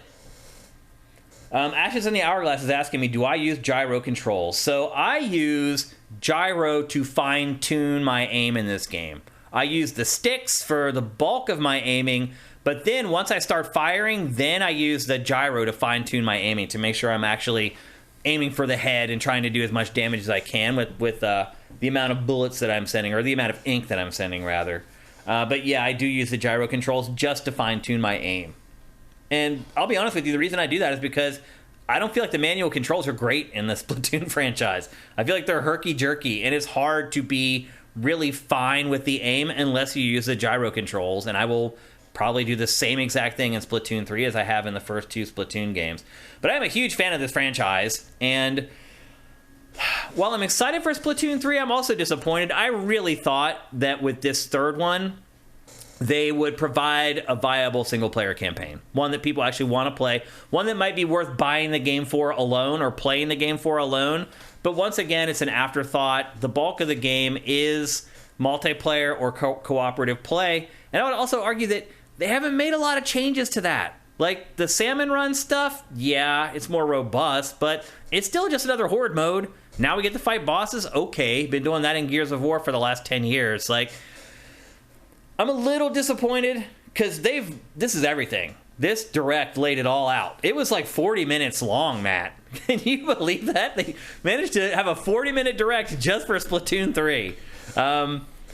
And even with 40 minutes, I felt like a lot of the material was just stuff that we're already familiar with if you've been playing the franchise for the first 2 entries. And again, I am a gigantic fan. I am excited to play Splatoon 3. But not as excited as I should be. There just aren't enough new changes to get me really excited about it. I don't know if maybe you guys are. I will say this, provided they nail the other parts of it, which I'm pretty confident that they will. They already have created 2 very high-quality games in the franchise lineage.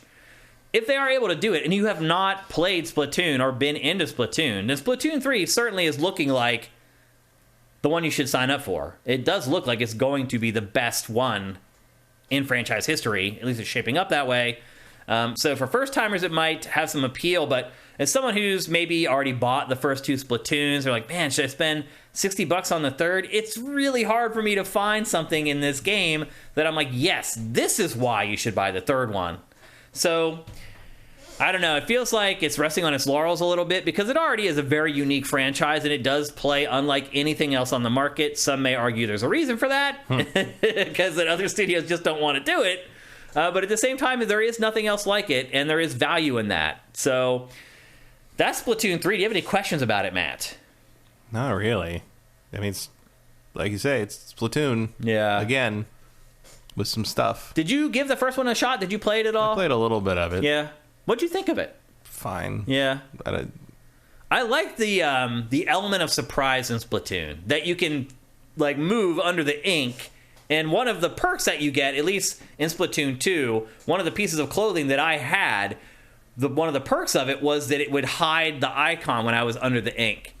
And so one thing I love about this franchise is the element of surprise. You can swim under the ink and then pop up right next to somebody and be like, surprise! And then cover them with ink and finish them off. Like, I like that about the game.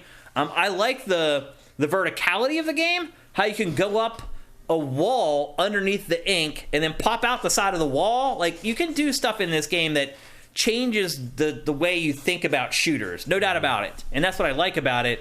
But I do feel like I've kind of wrung that stuff a little bit dry. Adding the squid surge and the squid roll should help a little bit. But I just feel like at this point they're just kind of running in place, Matt. Adding a third team to Turf Wars, I'm going to have to wait and see how much that changes stuff. I do think it might change things pretty drastically. I'll be honest, that's what I'm most excited for.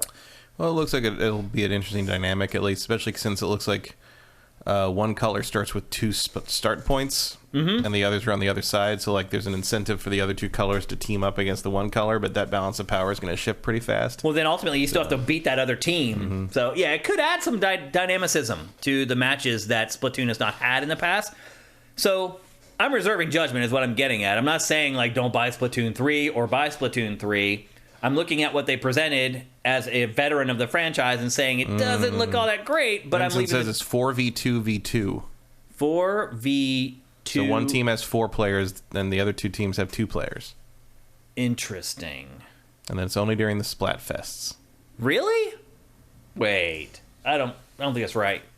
They dedicated like 8 minutes of the presentation to 3-team turf war.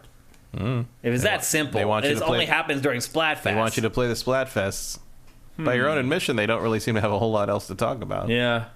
But why would you cordon off the most interesting tweak to your franchise? It's almost like Salmon Run all over again. Hey, here's this new thing, but we're going to keep you from playing it. That makes no sense. But you know what? Based upon Salmon Run, maybe he's right. Because that was really dumb with Salmon Run, and it would not surprise me if they're doing something really stupid with the one selling point of Splatoon 3 as well. So maybe he is right. I did not get that from watching the presentation, though. The third team is only during the Splatfest. I did not get that from watching that at all.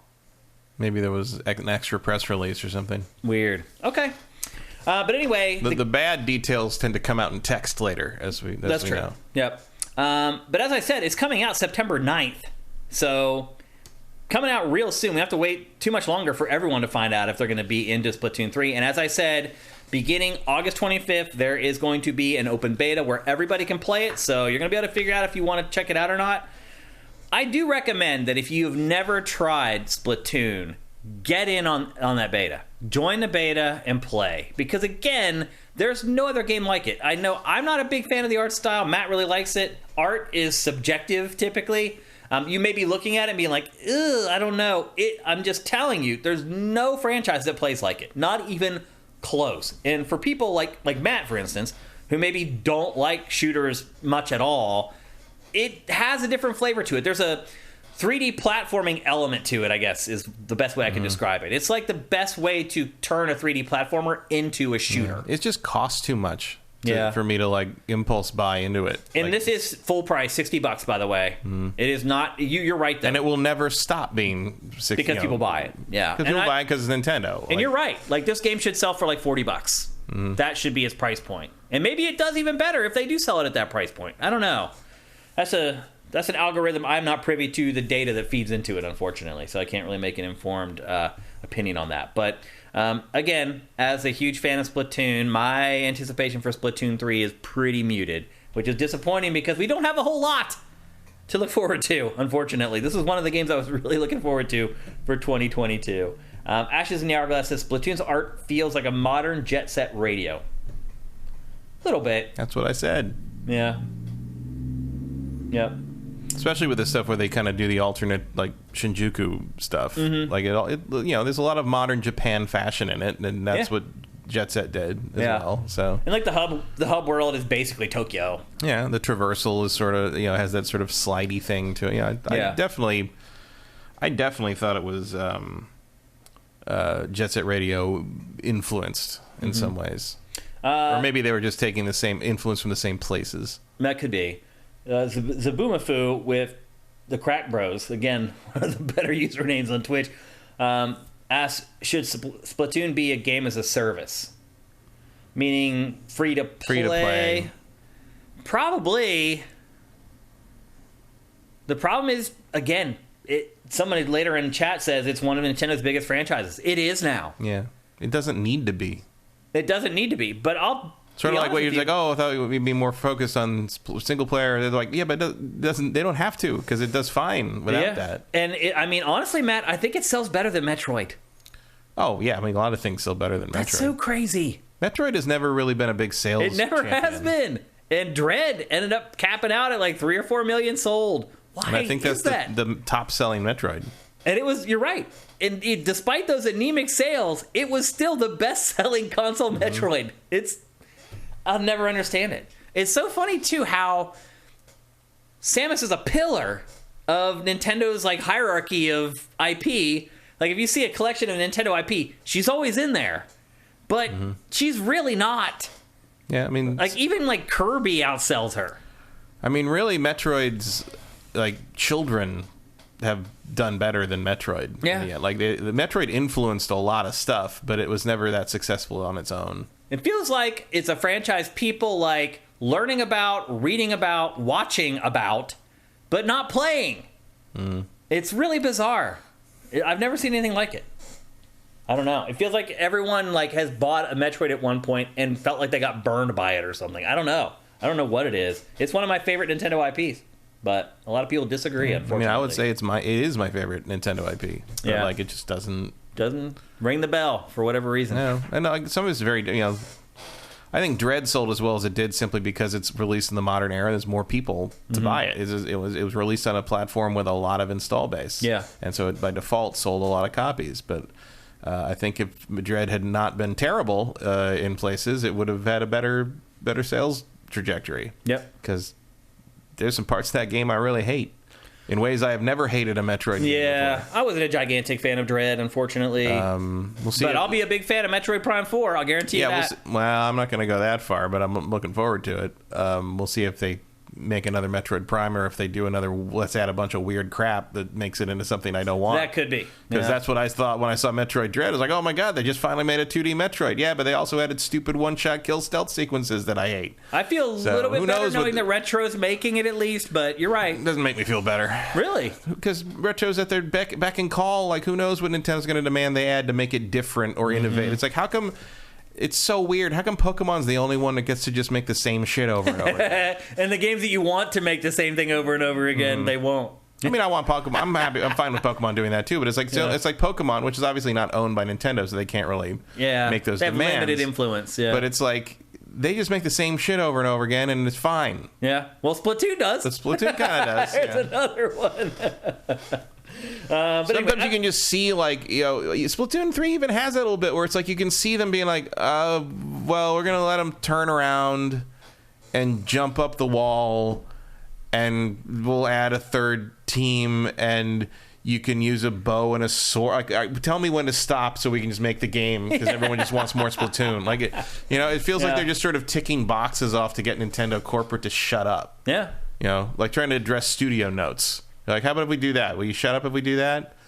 If we add stealth sequences where Samus dies in one shot, can we make the game now? Yeah. It feels like you're trying to, like, pass some weird litmus test of, is it innovative enough with Nintendo headquarters? Yeah. And I'm like, you know what? What if you just made a fucking Metroid game again? Yeah. I'm hoping that's what we get with Metroid Prime 4. Fingers crossed.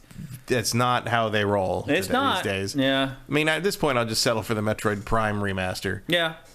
Which is still rumored to be and it's been so long since I played those, like, they'll kind of feel like fresh games. Oh, yeah, for sure. That's when remasters and remakes make sense to me. When I don't remember everything about the game still. Well, the thing... I mean, most remasters are like that.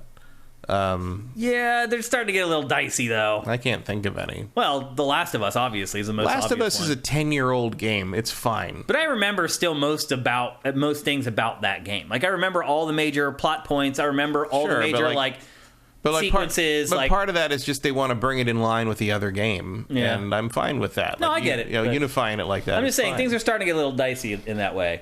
I can't think of any other examples of that, though. Well, they're also starting to remake games. We're going to talk about a couple here in a minute, actually, that probably shouldn't be remade in the first place. But I mean, there's always going to be the odd Red Faction gorilla. Yeah. Did they remake that? They did. That's right. I forgot about that. I just wiped that one out of my memory banks. A couple more comments about Splatoon 3. Swanland. I'd try it if it came with a full-blown campaign. I didn't have to buy it as an expansion. Yep, totally get it, man. That's why I was rooting for them to actually make a relevant campaign this time. Ashes in the Hourglass, do you want Nintendo to make all the weapons and the cards microtransactions? No. I mean, if they're going to charge me $60 for this game, they better not make anything a microtransaction. Now, if you're asking me if presuming that it was free to play, then make the weapons and cards microtransactions, sure, then that makes sense. But if you're going to charge $60 for a game, no, you can't do that. Vincent says Splatoon 1 on the Wii U sold almost 5 million units, which is amazing considering the installed base of the Wii U was puny. That's amazing. 5 million units sold on Wii U. And then one Super Master Gamer says Splatoon 2 sold over 13 million. That's amazing, man. Yeah, it's one of their... I think it's their number 3 at this point. It's hard to believe. It really is hard to believe. And then Vincent says they don't want an Infinite Warfare where they change too much. He's right. Yeah. Call of Duty Infinite Warfare it was sci-fi, it was in space, it gave you a jetpack, you could fly. It was very refreshing. And people rejected it. Yep. They hated it. You realize that only sold 13 million units, Matt? 13 million units. Great for Splatoon 2, not great for Call of Duty. Yeah. It's crazy. So they'll never do that again. Yeah. And then Super Master Gamer says Prime 4 will be a Switch 2 next-gen game. Possible. Johnny Hurricane says Animal Crossing is up there. Yeah, he's right. Yeah, it's up there. Yeah, that's number 3, probably. That may be number 1. That may be number 1. It's not bigger than Mario and Pokemon. I don't know. Not bigger than Pokemon. It's, after the 2020 release, Animal Crossing, it's up there. Before that, I think Splatoon was their third pillar. Erebus says best COD campaign since Modern Warfare 1. Agreed. Yep, I would agree with that. Although I really like the campaign in Black Ops 2 as well. I like Modern Warfare 2's campaign, but Infinite Warfare was a breath of fresh air. It was amazing. It was freaking great. Nope, we'll never see you again. Yep. Sorry. Fox and Crow, thank you for Twitch Prime. That is awesome. We appreciate it. I do agree with one Super Master Gamer. I think Zelda's on that path too. On which path? Switch 2 launch game. Playable on Switch 1 as well. Yeah, they'll still release it for Switch. But that's gonna come alongside it might. the hardware. Yeah. It's insane. It's been too long. Next year's video game fantasy drafts are going to be bonkers. Mm-hmm. You're not have to worry about having teams where the games get delayed. There should be some sort of bonus for someone who still has the balls to pick Zelda again. If you pick Zelda every year, that's me. Might be. I think I picked it the last 3 years in a row, haven't I? Well, because I wouldn't have, because I knew it wasn't coming out. Yeah, so, I just keep... Well, this year I probably would have, but you went first. Yeah. Because I think it was reasonable to think it was coming this year. It sure was. And if you think Zelda's coming out in a given year, you have to pick Zelda. Yeah. That's... Yeah. Unfortunately, it didn't work out that way. But next year, I think everybody will have full teams. Like, you're going to have to actually do the best job of picking the aggregate score instead of just picking the games that actually were released. Because that's really what it's kind of become over the last 2 years, is like, who can pick a team where the games don't get delayed out of the year? It hasn't been like you and I, when we do our scores, like, we always do an average, which doesn't determine who wins. But I still do the average to see who did the better job of picking the games. But that's just for fun. Like, maybe that's how we should be doing it from now on instead of... But then you have people who just pick one game and they would still win. Yeah, it's not work. But anyway, there you go. That's Splatoon 3. As I said, coming soon on Switch on the 9th of September. And again, there is an open beta launching on August 25th. Let's move along. We're going to talk next about what I was just hinting at games that are being remade that probably shouldn't be remade. And we're also going to talk about something that we've brought up here on GameFace several times in the past, and that is what has happened to the B-tier game. And THQ Nordic has answered that question for us, Matt, by waving at us and saying, hey, that's us. So THQ Nordic this week had a digital showcase, basically its big E3 press conference, for lack of a better way to describe it. It had a plethora of games that are coming from THQ Nordic. At this point, THQ Nordic, I don't even know how many studios it owns. A lot. Like dozens and dozens of studios at this point. It is a gigantic conglomerate owned by Embracer Group. Probably saved a bunch of jobs. Saved a bunch of jobs to the tune of losing $500 million last year, I would add. Embracer did horribly financially last year. And it appears to be that THQ Nordic's strategy is to just throw a bunch of stuff against the wall and hope that something sticks. It's got me 2 new expansions for Titan Quest, so I'm not complaining. Yeah. Well, some of the stuff, you're right, though. They're doing things that people thought would never be done. They are releasing sequels. They're reviving franchises that people thought were dead and buried. Got a third Darksiders game. Yeah. So they're doing some good. But they also have finally reestablished that B-tier level of game. And to be fair, a lot of times they do price the games in that way as well. A lot of the games that THQ Nordic releases are $40. They're not always full price, which is good. But anyway, it had this big blowout this week of games. And it literally showed, I think, if I counted them up, it's probably like 15 games. We're going to talk about like a handful of them, because a lot of the games are not worth discussing. I'll just be honest with you. But there are 5 or 6 that are, and probably the biggest of which, Matt, is a reboot of Alone in the Dark. You guys may not remember. And try this one again. Or you may be too young, but Alone in the Dark is the first survival horror franchise. It was before Resident Evil in 92. Is that right? Something like that, yeah. 92 or 93. I was definitely in high school. Yeah. And it is crazy to go back and look at like gameplay from that first Alone in the Dark, because it is so primitive. Like, but it had like the fixed camera angles and the survival part of it, where you don't get a lot of ammo and you make terrible aiming. Yep, you make one mistake, you die. Tank controls, like the puzzle solving. It had all the puzzle solving like way back then, and they are reviving that very first Alone in the Dark. For only next-gen consoles, I would add. They tried to revive this once before. Yeah, they have tried. With a terrible, what was that, 2007? Maybe. No, there was one in like 2000.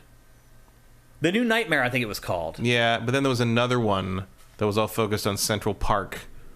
Yeah, and that was like you remember on the that. 360. Yeah, but that wasn't like a reboot of the first game. That was just a reboot of the whole thing. Yeah, and they've released. It didn't acknowledge any of the others anyway. And they've released some crappy Alone in the Dark games since then as well. It has been like on the outs, but this one they are aiming for a Resident Evil 2 style remake of the first game.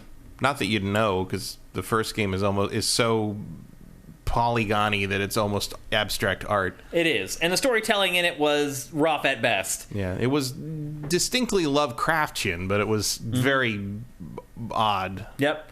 They're going to be showing this being played at Gamescom in like a week, which is kind of cool. It is set just like the first one in 1920s, the 1920s American South, in a mental hospital for the wealthy. There are 2 playable characters coming in this reboot. You can choose which to play at the start, but their 2 stories are completely different this time, and they will intertwine with each other And to get the whole story, you're going to have to play the game twice and play as both characters. It is like... Spoiler, I will not. I will not. I'll go on YouTube to watch the other perspective. It does include all new locations that weren't in the original game. It also has an alternate spirit reality that wasn't in the original game, so they are doing a lot of work and revamp to it, which is good to see because it is from 1992 or the early 90s. And like the Resident Evil remakes, there's guns and there's melee. You can pick up objects from the environment and use those as melee weapons, which is a little different from what we got with the RE remakes. How do you feel about this, Matt? Are you excited about it? I have no response to this. Really? Whatsoever. No, I don't. I mean, I don't particularly care about horror games anyway. Yeah. Alone in the Dark is old, but that's about all I'll give it. I've never liked an Alone in the Dark game. Never? No. Did you play the original when it came out? I did. You didn't like it then? Thought it was impossible to control. It was hard, yeah. It was just kind of bleh. It was the roughest of the survival horror games, but it was there. It did establish the template, but you're right. Once again, execution more important than innovation. Yeah. Like, Resident Evil was a better game than Alone in the Dark. Oh, yeah. There's no way around that. And also came out 3-4 years later. So they had a lot 3 of time. years later. 95 in Japan, right? Yeah. Yeah. So 3 years later. I'm kind of excited for this. Like, I love survival horror games. This does look like a Resident Evil style survival horror game. The art looks pretty good. Technically, it looks pretty strong. So I'm excited to check it out. And we'll have to wait another week to get a better look at it. So by then, we'll probably have a better idea of whether it's something worth tracking and following on Sifted for those of you who do that stuff. I think Swanland's right. He says expects Alone in the Dark to be janky as F. And that's Alone in the Dark. It always has been that way. No Alone in the Dark has ever felt like a finished game to me. They've never given it to a good studio. No, they haven't. It's always been schluffed along to like some third rate. They've given it to like that Central Park one was made by very nice people, but it was not. But they weren't very game. good. Yeah.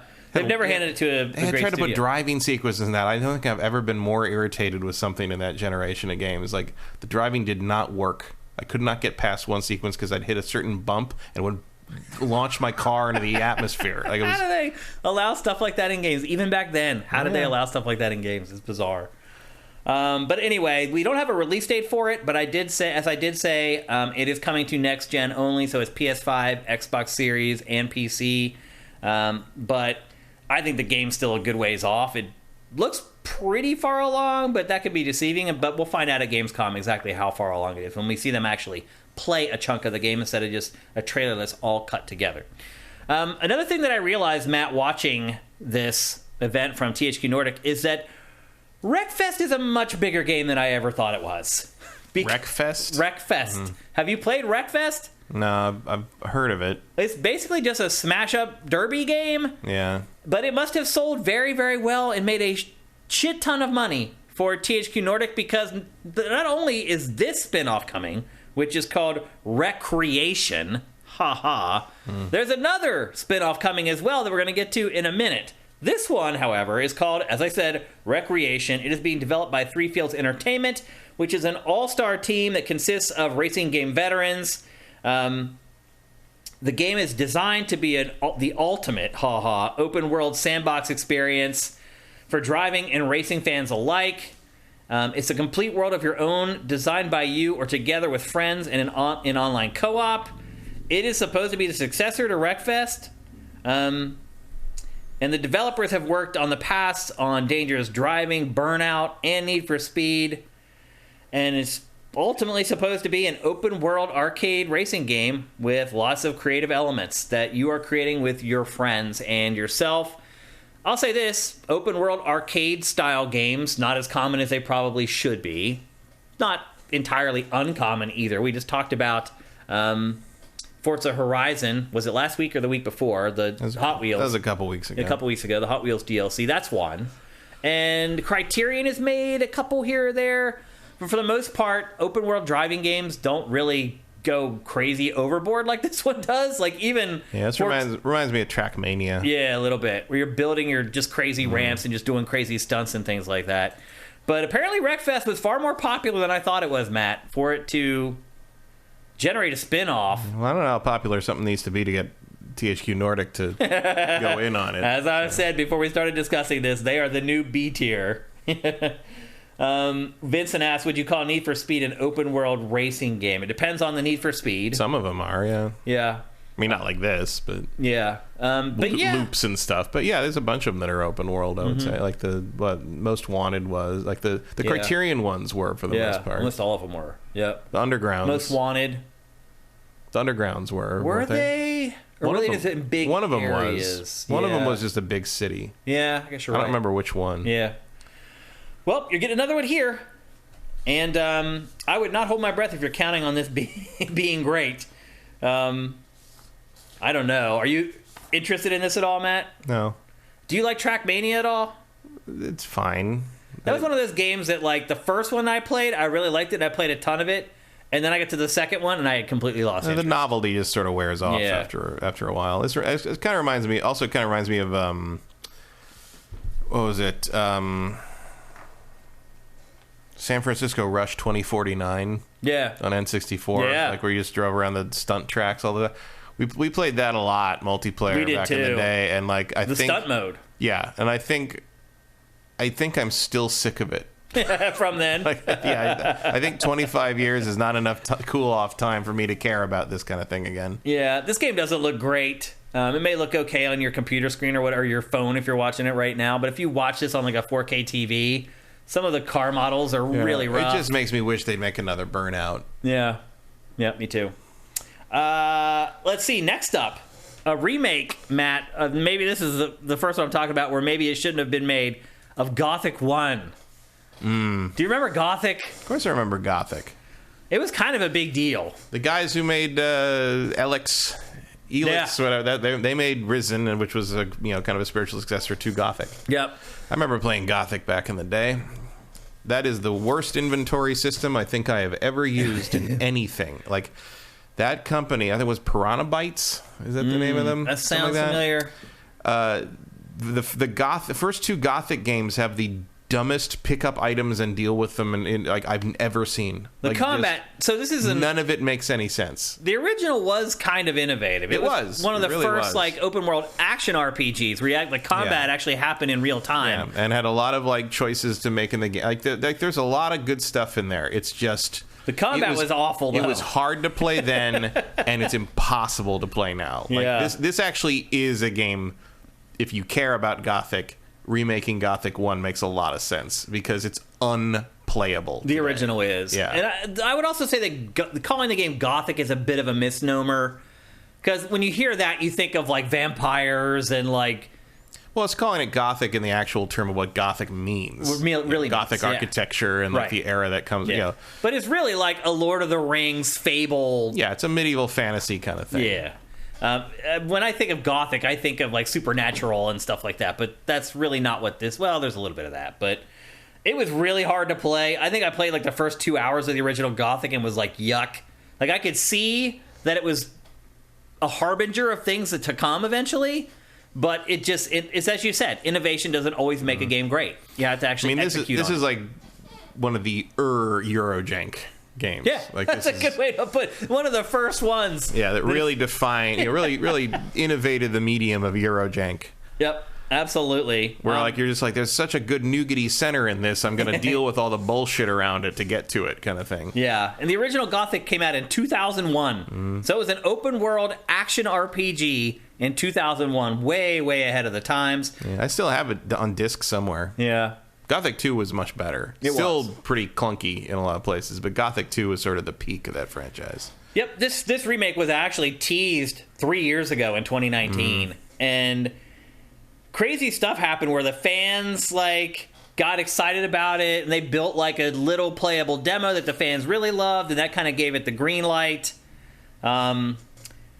All I can say is this remake can only be better than the original. It can only improve. There's no world where this will be worse than the game that came out in 2001. And if it is, someone deserves an award of some kind. Because I don't know how you'd even pull that off. Agreed. Next up, so I said that there was another spin-off of Wreckfest, and here it is. It's called Stuntfest World Tour. I saw this, and I didn't realize it was related to Wreckfest. I guess. 2 spin-offs of Wreckfest in one event. Boy, they're really getting their money's worth. One of those noodles must have really stuck to the wall. Yep. This is actually like the real sequel to Wreckfest, though, but it is coming from a new developer. It is a hybrid of driving and extreme sports. It's kind of like... You know, if you change that human to like a robot, this is a Transformers game. Maybe. Like, you could just make them turn into big robots and you've got a more interesting concept. This game looks so bad, though. I think it really does. But for a Transformers game, it looks pretty good. Vincent described it on the site in his blurb as a combination of Destruction All-Stars and Riders Republic. I do not disagree with that, although obviously both of those franchises mixed with Wreckfest. Yeah, it seems to lose something in translation, though. Well, I mean, a big part of it is wrecking, that whole angle of it. The other big part of it is this weird stuff where you're bouncing off of things. What is this, Matt? It looks like the insurance scam minigame from Saints Row. It does, actually. You're right. We may be playing something very similar to that here in the very near future. The official line is, race, wreck, and bounce with up to 18 players in an elimination-based tournament. Show off your spectacular tricks and be the best of the fest. Basically, it's just cars with wingsuits when it comes down to it. You can eject out of your car and fly, and then activate your wingsuit and take off. I smell Turbo Teen integration. It looks fun, but completely brain dead, I guess is the best way I would describe it. And it's only confirmed for PC right now, but it's set to launch later this year. You can win doing that? That's funny. What? Launching out of the car and crossing the finish line first with your flying body. That's brilliant. I'm all about that. Yeah. That's the best thing in the trailer. If it ends up that everybody does that at the end of a race every time, like, that's great. That actually is pretty cool. As I said, it's only confirmed for PC, but it's coming out before the end of the year. Now, I will say this, it does make sense because Wreckfest was a franchise that was kind of born on PC and then moved over to the consoles, so they do have a history of kind of releasing stuff first on PC, but I don't know. To me, this game, look at this game is insane. Maybe it's awesome. Yeah, it's very kinetic. It looks absurd. That's all I gotta say. But certainly catches your eye at the very least, which you can't say that about all games these days. So that is Stunt Fest World Tour. Again, coming to PC before the end of the year. And then, since THQ still owns the SpongeBob license, although Nickelodeon may want to reconsider that, we got a new look at SpongeBob SquarePants, the Cosmic Shake. In fact, the second look that we've got at this since it was announced. This is coming to PS4, Xbox One, Switch, and PC. The plot of the game, SpongeBob and Patrick get the power to wish grant mermaids' tears, and then they end up tearing the fabric of time, and the fabric that holds the universe together comes undone, which opens up portals into 7 wish worlds. And the theme... SpongeBob goes multiverse. Pretty much, yep. Themes of the wish worlds include knights, cowboys, pirates, a prehistoric world, the Wild West, and more. The game does have the original voice actors from the show, which I was surprised by. But this game also does not look good, Matt. It really just does not look great. I mean, it looks like SpongeBob. I guess. It's essentially a 3D platformer. Yeah. But I don't know. It's crazy how old this is now. Uh-huh. What, how old SpongeBob is? Yeah. Yeah. SpongeBob's coming up in like a quarter century. That's pretty crazy. They still make new episodes, though, right? Still going. But, I mean, look at this, Matt. It's a 3D platformer, but it's not... It's like the bottom of the barrel 3D platformer. Yeah, Do not expect a lot of innovation in this, but if you like SpongeBob, you don't have a lot of choices, unfortunately. I can't believe THQ has managed to hold on to this license. Because it could be a really lucrative license if you had a good studio working on SpongeBob games. But this looks like just another cash grab, another license cash grab. Hey, everyone likes SpongeBob. Maybe we'll sell 100,000 of these things and call it a day. No, I think it'll sell more than that. You think it will? Oh, yeah.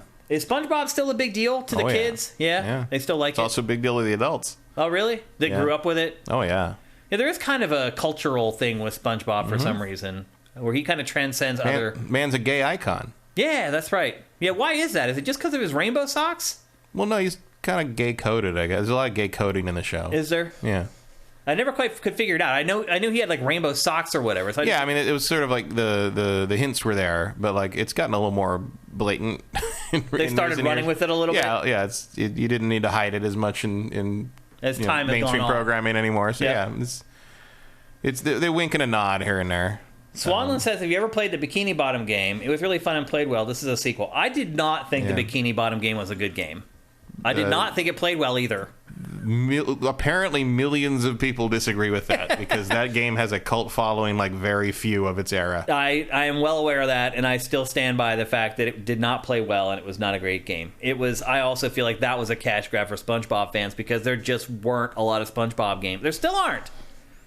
It's like you got to take it or leave it. That's what the death of the handheld platform has really put a crimp in the SpongeBob video game market. It has, definitely. Because they used to get a lot of handheld, like Game Boy stuff. And THQ used to put all these licenses on Game Boy and used to make a lot of money off of it. I mean, I'll be honest with you, a lot of those games got us through a lot of lean weeks on X-Play. Let's be honest, man. Yeah. THQ's licensed handheld games, the Rugrats, like all that stuff. Yeah, some weeks it was just THQ and Encore getting us through the day. Yep. Got to do what you got to do. But anyway, I respectfully disagree on Bikini Bottom. I thought that game was awful, and it was just an excuse for SpongeBob fans to be able to play a video game. But anyway, different strokes for different folks. It's one of those things, that big thing now where it's like, actually, this thing I liked when I was 12 that's dog shit was actually really good. It's like, don't. No. Just like a bad thing. It's fine. Okay. I like lots of bad things. It's okay. I'm not going to sit here and try to tell you that the original Transformers movie from 1986 should have won an Oscar. That's not a thing. Just like your trash. There's a lot of SpongeBob hate in our chat here. Ashes in the Hourglass. All the adults hate everything past season 3. Sneaky, awful show. Ashes, season 1 through 3 are great. I mean, that show started when I was like 25, so I don't really have an opinion on SpongeBob. I guess I don't either. I've never watched a whole episode of SpongeBob SquarePants in my life. I've seen a few from the early years back in the day, but like not really. The only thing I can tell you about SpongeBob for sure is that early on, every time the snail meowed, I fucking died. Oh, really? For some reason, Gary meowing kills me. Well, snail every meowing, time. I could see that. It's the way they animate the mouth being so exaggeratedly saying the meow, and it's just like a standard meow. Like for some reason, it just kills me. I don't know why. Stuff like that happens. And it works every time. I saw a recent thing where they did it again. I'm just like, oh, yeah, still works, still funny. I don't know why that's funny to me, but it is. That's awesome. And then the rest of the games that THQ showed at this event were pretty much all trash. I mean, there may be a couple decent games in here. They announced a new South Park game, but didn't have anything to show other than the South Park Studios logo. So there's another license that THQ They don't have their weird, obscene title ready to go? No, they didn't have that yet. Okay. But how did THQ hang on to that license? I mean, I don't know. That's another IP that's just waiting for somebody. Like, Ubisoft had it for a while and did a good job with it, I thought. But I don't know how THQ got it back. I guess it didn't do it well enough for Ubisoft, although now I may be regretting that with where it's sitting at right now with no games to sell. But a new South Park game is coming. There's no release date for that or platforms, but I think it's safe to assume that that's going to be PS5 and Xbox Series only. There is a remake of Destroy All Humans 2 that's on the way. All right. Which they already released the remake of the first one. The only thing I've learned from the remakes of this series is there were more of these than I thought there were. Meaning more than one. I knew there was more than one, but I guess there was like a spin-off one without a number on it somewhere in there, I think. I think you're right. There was a subtitle for it, though. Yeah, I had a subtitle. But I mix up the subtitles for that with the subtitles for the actual 1 and 2. Right. Well, this remake is called, or remaster is called Destroy All Humans 2 Reprobed. Mm-hmm. It is next gen only. It is only PlayStation 5 and Xbox Only Series. PlayStation 5 could bring you the high level tech. Well, the reason they're doing it, one, I will say it does look a lot better than the original did. It does. But two, you can play 4-player co-op through the whole game. Split screen. Cool. So that's why it's next gen only. I guess they probably tried to get it to work on PS4 and it ran at like 10 frames a second or whatever. So this is next gen only. It is coming soon though. It's not a ways off. Does he still sound like Jack Nicholson? I don't know. I didn't listen to the trailer. I dumped the audio out of it for the show and that was that. I watched it a couple times, but I didn't listen to it unfortunately. Yeah, it didn't seem like the first Destroy All Humans remake made much of a splash. I can't imagine the sequel. Can't imagine it cost that much, though. So maybe it was just enough. I can't imagine that the sequel on fewer platforms is going to make a bigger splash. So this one is probably going to be vaporware. It's going to be here today and gone tomorrow and quickly forgotten. The extra games that were shown, some of these may strike your fancy. They didn't really strike mine, so we're not really going to discuss them. Jagged Alliance 3, The Valiant, Tempest Rising, Knights of Honor 2, Outcast 2, and AEW Fight Forever, which is a wrestling game based upon that new wrestling league, AEW. I don't know. I like the old Jagged Alliance games. I don't know. Yeah. I don't really have an opinion on that. Was the one on the border I thought we might discuss, but in the end I decided to cut it. AEW Fight Forever looks terrible, although it does sound like that wrestling league in general is pretty good. Yeah, I've heard good things. I think they're throwing big money. Yeah, I don't really follow wrestling anymore. Me either. But all the stuff I've heard about it, like there's a radio host in Pittsburgh who used to work in the WCW as an announcer. And so he talks about wrestling all the time. He's like a wrestling expert or whatever. And he talks about AEW and says it's like it kicks WWE's ass sideways. So people seem to like it. But like you, I'm not a big wrestling person. I haven't been into it since I was probably like 8. I got back into it in the around 2000 during the Generation X Attitude Era, but then basically once The Rock and Stone Cold and Kurt Angle and all those guys left and kind of the Undertaker. Undertaker's still there, but I just kind of checked out after a while because it wasn't Triple H. They change. The stories move on and they change, and I'm like, this isn't interesting to me anymore. I never paid attention after it was WWE. I only liked it when it was WWF. I think I watched the first 4 WrestleManias, and then that was it. Like a better one was pandas beating each other with folding chairs. Back then we had a satellite dish, and I remember we had a party for WrestleMania 1 because back then satellite dishes, you could get everything for free before they started scrambling all the channels. And so we had 60 people at my dad's house to watch WrestleMania on our satellite dish because we could get it for free. Yeah, I saw that through the satellite dish my dad had. I think WrestleMania 1 or 2. Whichever it was. And I remember one of my earliest memories of WWF is the match between it was Ricky the Dragon Steamboat and Randy Savage, I think. And he hit him with the bell, and he swallowed his tongue. That was the thing. It's like, oh my god, Ricky the Dragon Steamboat has swallowed his tongue, and I was like, what is it? And my mom had to explain. It's like, no, it's all act. It's not. He didn't really. You thought it was real stuff. Yeah, I was 6. I didn't know. I thought they were showing a man choking to death on television. I had a very short window where I liked wrestling, and I really got into it. I would go to the local newsstand, and I would read all the wrestling magazines because the WWF never had blood.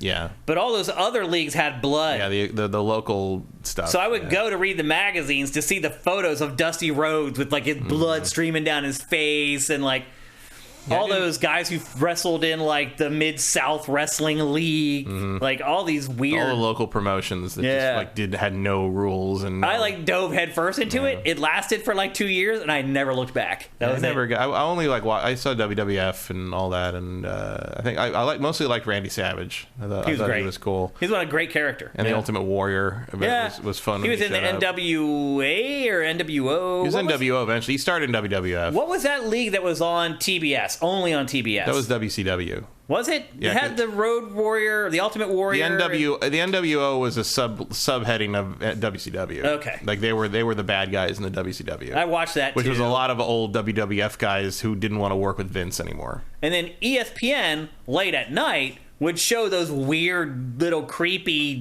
tiny the ECW stuff. Yeah. With the barbed wire match. The stuff that Mick Foley would do on his off days. Right. Kind of thing. Yeah. Yeah, it's crazy.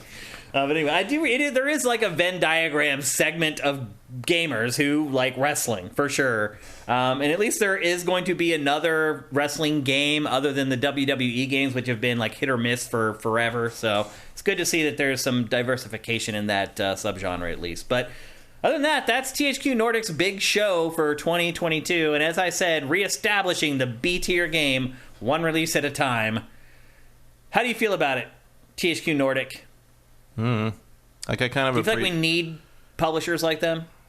I mean, it's better than letting all those IPs die. Yeah. Because otherwise, I don't think anyone would ever do anything with them. Agreed. And yeah. I'm just hoping they last long enough to give us a Darksiders 4 that follows up on the damn ending of Darksiders 1. Right. That's all I'm here for. Yeah.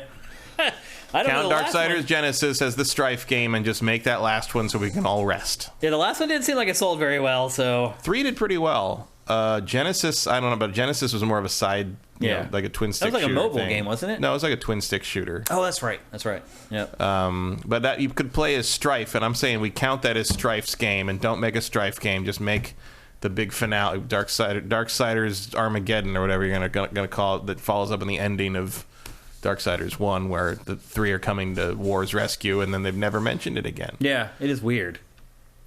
Why would you do that? Well, the plan was that all 4 horsemen were going to get their own game. Right.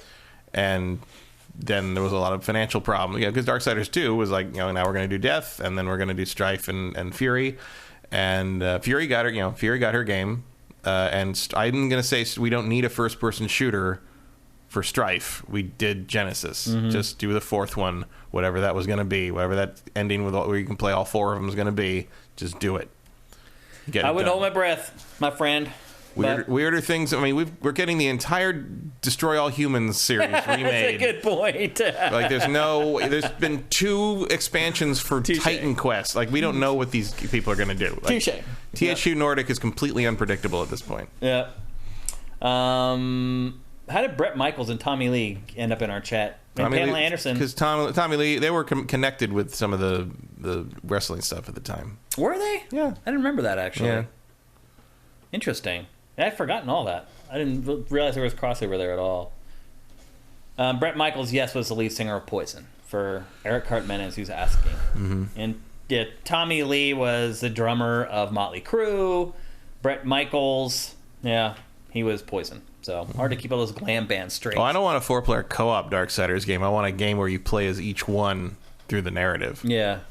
I don't think we need to make that a co-op game. That was the original plan, really, I guess. Probably. Oh, it was? Probably, I think it was like 4-player Darksiders game. But I think now you would probably want to just do a single-player action RPG that has you switch between them. That makes more sense. And finish the game. And finish the story. Yep. Okay.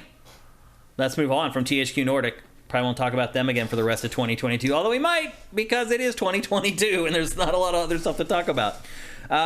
Next, we're going to talk about PlayStation and Sony. It was a big week full of small stories coming out of the PlayStation camp, and the first one actually relates to Microsoft and Game Pass. So, Matt, we found out this week that, and again, this is more fallout of these filings that Microsoft is filing to make sure that the acquisition of Activision Blizzard goes through. So more stuff was filed this week, more interesting information came out of those filings, not the least of which was the fact that Microsoft claims that Sony is blocking rights to Game Pass, meaning it is signing deals with video game publishers and developers and saying that if you sign this deal with us, your game cannot appear on Game Pass. How do you feel about that, Matt?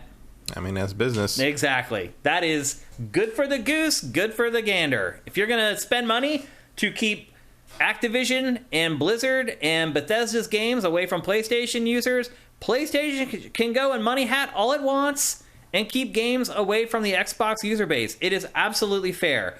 The quote from Microsoft is, "Our ability to continue expanding Game Pass has been hampered by Sony's desire to inhibit such growth." And this comes from an August 9th filing to the Administrative Council for Economic Defense in Portugal. Microsoft continues, "Sony pays for blocking rights to prevent developers from adding content to Game Pass and other competing subscription services." And I agree with you, Matt. This is just business as usual. Yep, there's not much you can do about it. I mean, yeah.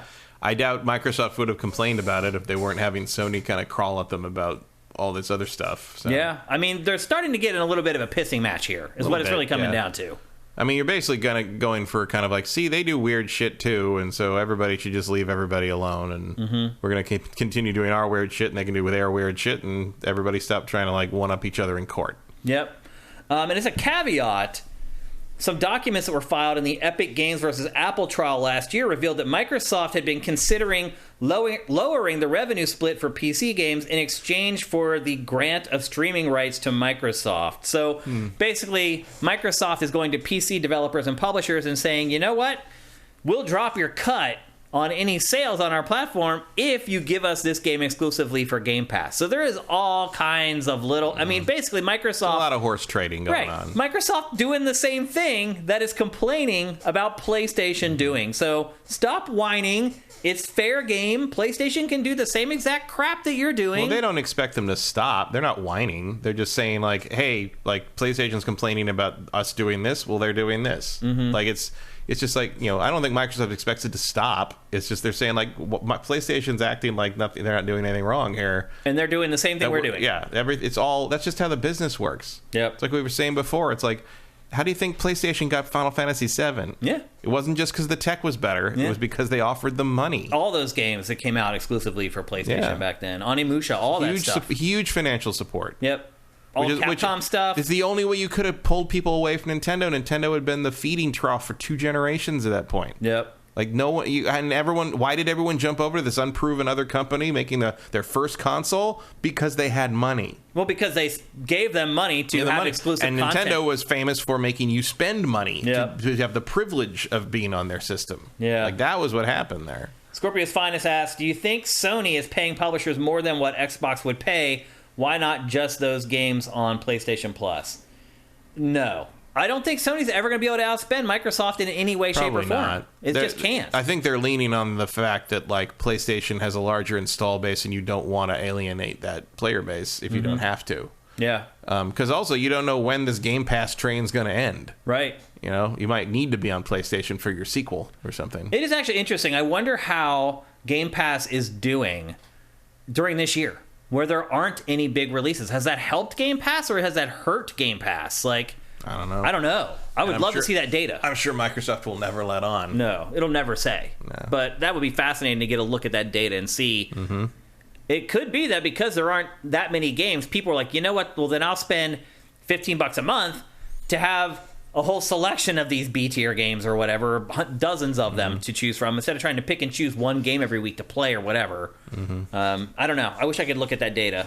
But it does serve up 1 or 2 interesting, like, things I've never heard of every week or 2. Yeah. So, like, I played a Power Wash game, Matt. Yeah, I'm still playing that Power Wash game once in a while. Yeah, I just cleaned off a whole treehouse. I have not gone back to it. I have, like, the best power washer now. Yeah, it really cleans. Yeah. Zabumafu with Crack Bros says he's unsubscribed from Game Pass. There was like a little mini exodus from Game Pass a while ago. It sounds like he was a part of that. I still subscribe to Game Pass. I kind of have to because this is what I do for a living. But I can understand people checking out. If you're just into Game Pass for giving you the big $60 games day one, like, sure. Yeah. So in his case, I think it's fair game to subscribe and unsubscribe as there's stuff you want or don't want. No matter what it is, you're still going to be paying less than full price for the game. So in his case, like, the really slim release calendar drove him away from Game Pass. It did not keep him engaged with Game Pass. So, but again, that's anecdotal, and I would like to see real data on how the service is doing, if it's continuing to grow. Next up, story from Sony this week. Sony on PC, which is doing very well.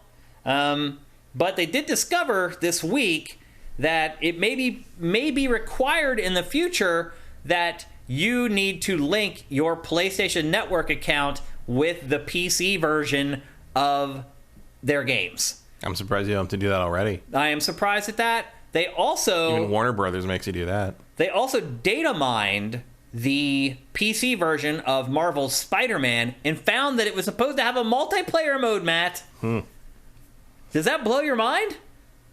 I don't know what that would have been, but... See, that to me... I saw the guy who replaced Spider-Man with Kingpin. Yeah. Was playing the game as Kingpin. Yeah. That was funny. Yeah. Well, that's the awesome part about releasing games for PC is the modding scene will grab a hold of it and do whatever it does. But it looks like there's supposed to be a multiplayer mode for PC, which also would make sense of why they want you to sign up for PlayStation Network to link your account, so that all that information of you playing Spider-Man Online ends up becoming a part of your PSN account. How do you feel about that? Because my guess is, Matt, this is just going to happen eventually. Yeah, I'm surprised it hasn't already happened. Yeah, they couldn't get it ready for this, but it's happening, I would argue. So how do you feel about that? Do you think that's okay? Do you think people are going to... I don't care. But do you think most people don't care or won't care? They'd rather... If it's the only way to play the game, yeah. Yeah. Like, who cares? It is a hoop for people to jump through, and people get salty with hoops. Meh. Maybe if the games weren't as good. Yeah. They are. So I think people will just put in their password and be done. Yeah. Also, by the way, Spider-Man, second best-selling PC PlayStation game behind God of War. It's doing very, very well already. It's only been on the market for, about a week now? Not even? Yeah, not even a week. Yeah. So a week tomorrow, I think. Yeah. Like so it's doing very, very well. It's second only to God of War. So it did better than Ghost of Tsushima and... What other games have they released so far? First Horizon. Death Stranding. And the First Horizon. I mean, it's not surprising. It's Spider-Man. Sony Ben's game. Last of Us. Did Last of Us come out? I don't think so. I think so. Outselling Days Gone. Outselling Days Gone is not an achievement. Yeah. It's crazy how many exclusives are on PC now, though. There's a lot. I mean, Spider-Man should sell that much. It should. Yeah, because it sold 14 or 15 on its own when it came out. So... it's overall Sony's doing very well on PC, so it's bearing out its decision to move its exclusives over to PC. I think the timing is still working out good too. I don't feel like I was ripped off in any way because these games are coming to PC. There's a nice enough gap there for me that it's not bothering me. And then finally, the last story related to PlayStation this week is that Call of Duty is still getting early exclusive access on PlayStation. That is not a surprise in any way. I mean, it's not a surprise, but hot damn. Imagine your Xbox, your Microsoft, and that you're working on this deal. You're going back and forth with these regulatory plays, and Sony's like adding their 2 cents to stuff, and you're squabbling with Sony a little bit. And then when it comes down to it, the most important video game that releases this year, or at least easily the best-selling game that comes out this year, is going to be showcased on your competitor, and you own the company that's making it, and it's going to be showcased first on your competitor's platform. That's crazy. It's contracts. I totally get that. They knew that was going to happen. Of course, it's still insane, though. Not really. There's a lag time there. These things are planned out and signed on the dotted line years in advance. Yeah, I get that. This has never happened before. This has never happened. This is unprecedented. This is uncharted waters where a company spends, what was it again? Like $36 billion on a company, and then their next hot game is going to be showcased on your competitors. Yeah, they bought Bethesda, and Deathloop still came out on PlayStation. Yeah, I mean Deathloop is no Call of Duty, but it's just there's a lag time. This whole situation has been bizarre, but this is the most bizarre. Exclusive access to the multiplayer beta first on PlayStation. Yeah, you can't break that contract. I just don't. Crazy. I don't know why that's weird. Oh, it was $68 billion. Sorry. That's insane. Imagine spending that much money and having your biggest product being a bigger deal on your competitor's platform. It's just nuts. It's just never happened I don't before. Understand what you're talking about here. Okay, sure. What do you mean? You're going to spend $68 billion.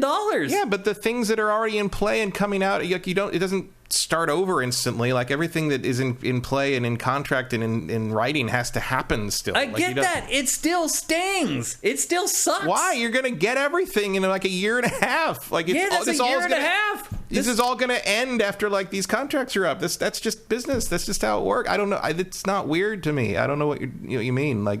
It's like when Marvel never happened before. Of course it has. When Marvel was bought by Disney, Paramount still got to distribute the first Avengers movie. Okay, it's never happened before in the video game industry. I just told you about Deathloop.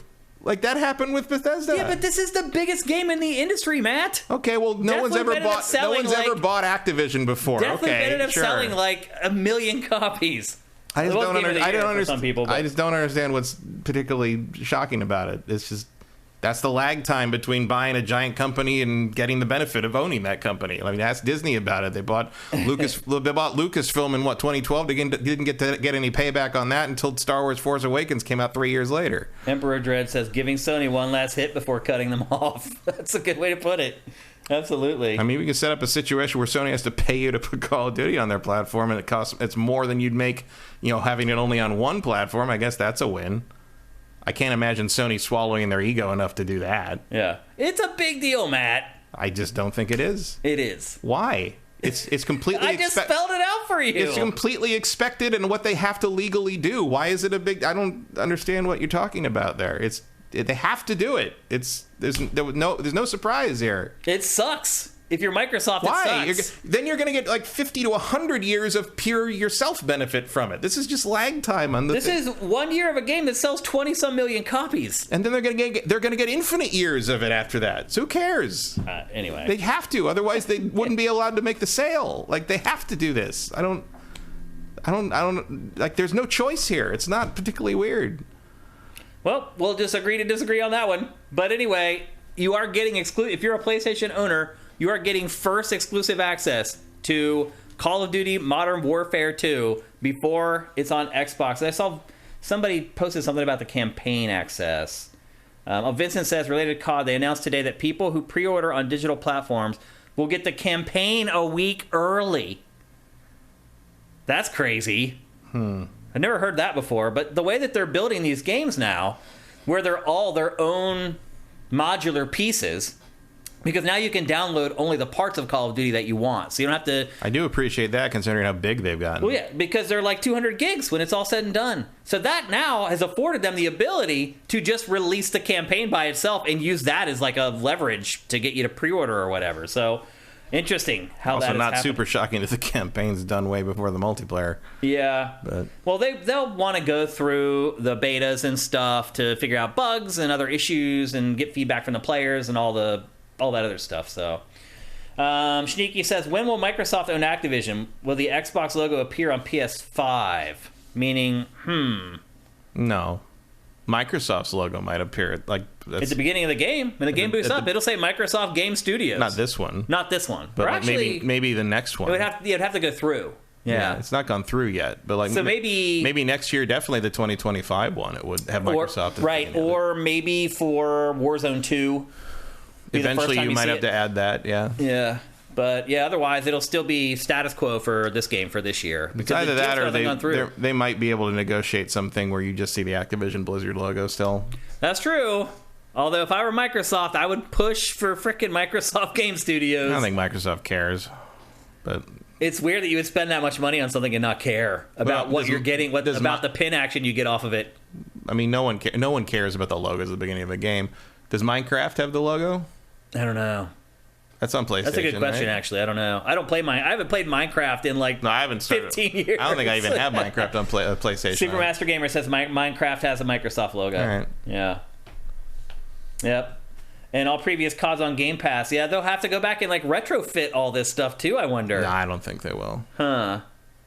There's just all these things that are happening with this that we haven't really had to consider before. Like nobody had to go back and put the Marvel Studios logo or the Disney logo on the Marvel movies that were made when Paramount was distributing them. So if you watch new versions of those on a streaming service or whatever, they haven't changed the opening logos? I don't think so. Yeah. It costs a lot to go back, and you got to change the runtime. You got to most people don't care. Yeah. It's like no one gives a shit. There was talk about Elliot Page going back and changing his name on the old X-Men movies and stuff, and it's just almost nope, that doesn't happen. Gaming fanboys, they're a different breed, though, Kyle. There are fanboys who will get mad seeing Microsoft Game Studios on their PlayStation. Yeah, but they don't need to worry about it because no one's going to bother to go back and do that. It's not a thing. Yeah. But anyway, those are the big stories coming out of PlayStation Camp this week. Nothing gigantic, just a bunch of smaller stuff. And just more squabbling, really, between Xbox and PlayStation when it comes down to it. This is such a monumental acquisition that it feels like everyone's just swinging in the dark, trying to figure out how to navigate it and how things are going to work and what is going to happen and what isn't going to happen. Yeah, and not Scorpio's the least of which, Finest does know there's a PlayStation logo on the MLB, the show. There is, yep. It happens. Yeah, it happens. And I'm sure Microsoft's turnabout's fair play, bitches. We just spent all that money. We're going to put our logo up there. It'll be interesting to see how people react to this stuff when it finally does start happening. Because you're right, we still have another year, really, before we're really going to start seeing a lot of the big changes. I mean, it hasn't gone through yet. Right, yeah. And won't by the time this Call of Duty comes out anyway. After seeing a lot of this stuff, how they're going back and forth, I don't think it's going to go through this year. I think it's going to go into next year before. I think it will. I think they'll get clearance by October, November, but it won't, the gears of that stuff move slowly. They do. So I think it would be probably next year before everything's done, paid for, finalized. The stamps are on all the papers kind of thing. Yep. But I think they'll get approval near the end of this, this fall. Yeah. There's not a lot to approve at this point. It's just sort of like Sony took their shot, and Microsoft's got to make their shot back, and that's that. Yeah. Yep. Okay, so that's it for PlayStation. All the big stories from this week, and there were a handful. Next up and last for episode 312, Matt has been playing a game this week that I did not get to spend any time with. It is a game called the DioField Chronicle. DioField Chronicle. I only know that because that's how they say it in the game. Named after the satanic rocker from the 80s. Sadly, no. I don't actually know why it's called that. It's just the name of the island it takes place on, which is a fake England. DioField is the name of the island? DioField Island. And then there's like a central field and a south field and a north field. Did you know that Dio's logo, if you turn it upside down, says devil? Sure. It's for real. That is one of those things from the 80s that actually was true. It does say devil if you turn Dio upside down, his logo. Just a little anecdote for you there. But anyway, back to DioField Chronicle. This is coming out on September 22nd, and there is a free demo out for everything right now, right? Yeah. And you've been playing the demo. Yeah. And it's a strategy RPG. It feels like 2022 is the year of the strategy RPG. There's a lot of that. It just seems like there's just one after another. I do wonder if Mostly from Square. Yeah. I do wonder if there's a market for all these games. Seems to be. I mean... What sets this one apart? It's real-time strategy. So it's like... Imagine if Final Fantasy Tactics was real-time. Okay. So you have to command... So you got a strategy set up. You got the different jobs, and you got the... that's all there. But the way you do it is you basically, it plays like a real-time strategy game. You click on a character and you have to tell them to move here, and you can like give them waypoints to move and who to attack, and you send them in and they all move at the same time, and you can sort of freeze them if you click on them, but otherwise everybody's just sort of moving, and the combat happens like everybody stands there and whacks at each other like in a real-time strategy game, and that's kind of it. Then you can freeze time to use skills and abilities, and then wait, it's not very granular is what you're saying. It's like you just send your guys over to that group of enemies and they just kind of automatically duke it out. I mean, you need to like there's certain characters that are tanks and can take damage, and you have like provoke moves, and like, you know, it's a little MMO-y, and you know, there's characters that do better if you send them around the back. There's like you get bonus damage like in Final Fantasy Tactics for, you know, ambush from behind. So if you can get them to pay attention to one guy and then send everybody else behind them, you'll be doing bonus damage to them. And then their skills can kind of like, you know, knock guys back. So positioning is important. Also getting them all on one side of you is important. So there's a number of skills that can do knockbacks of groups. So you can get all the group, instead of they're all kind of gathered around you, you kind of pull one guy back, do this move, this charge move, knocks them all back this way. So now all four of them are in front of you. So you don't have to like worry about them hitting you in the back, because that hurts you more. And that's basically it. Like it's a little hard to manage at times just because of how. Are you playing with a controller? Controller, yeah. How's that going?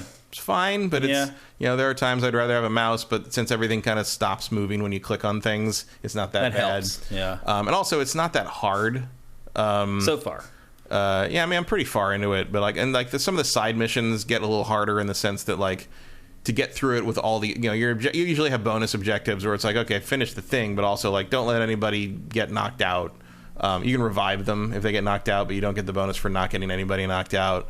Do it in this amount of time. That's the one thing that I think is interesting is like, it feels like the missions take longer than they do because you're constantly juggling all these characters all the time. And at the end, I'm like, oh my god, this mission's gone on forever. And then I get the bonus for completing the mission in under 4 minutes. I'm like, that was less than 4 minutes. Like, what the? You think they're fudging the clock? Maybe. No, the clock's running there up in the corner the whole time. I mean, it doesn't run when you're paused and are looking for, you know, skills and moves and stuff.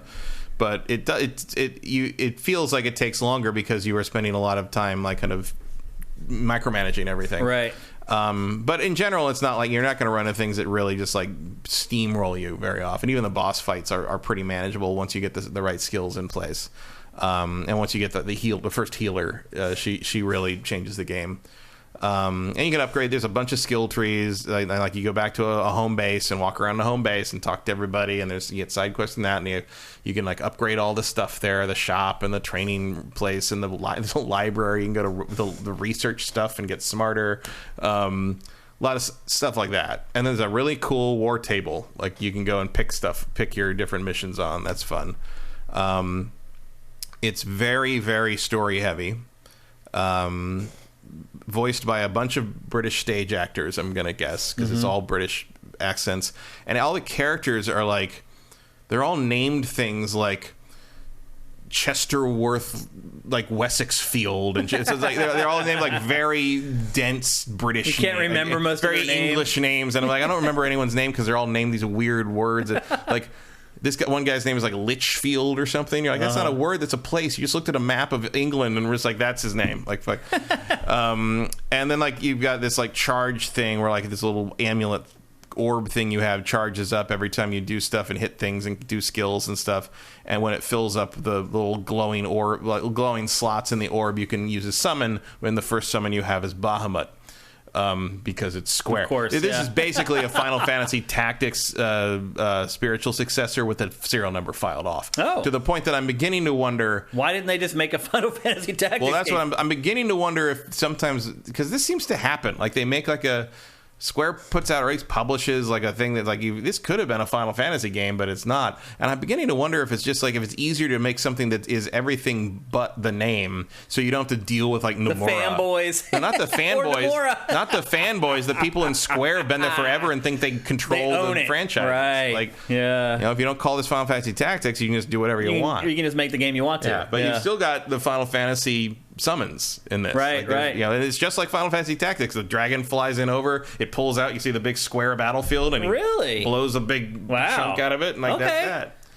that. I think some people's ears just perked up with the last like 90 seconds here of your description of this game. Also in how it's very political and very military focus, you know, in the same way that Final Fantasy Tactics is, you know, a character-driven story told through, you know, a war and a political negotiation thing and all that. And there's a lot of fun. There's fun stuff like that. And like there's the one girl you get who's the sorceress is she's a noble, but her whole family's been killed, so she joins you because she has nowhere else to go, but she still is a noble. And at one point you're having trouble with like a duke guy or something, and you can go to her and be like, hey, can you help at all? She's like, yeah, I'll pull some strings. And like after the next mission you come back and she's like, oh, I had my uncle like execute the guy who was giving you a problem. And they're like, oh, that's very efficient, thank you. And it's like, so stuff like that.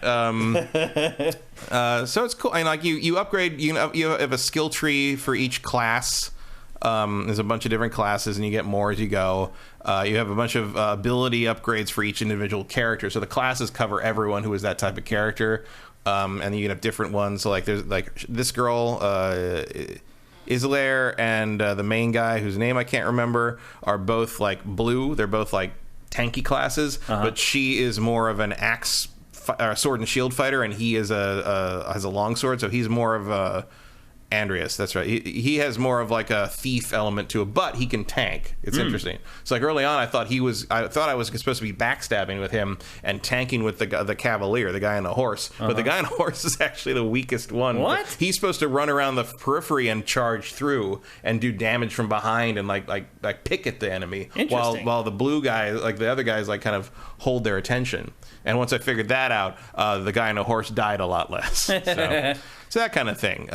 So you can kind of leave like the tanky guys sort of fighting, and then you kind of, you know, I tend to control the horse guy more and like ride him around there and then do a charge move through and then come back around and hit from the back and that kind of thing. Like it kind of works, and like you can take on pretty big groups at once. What's the objective of the game?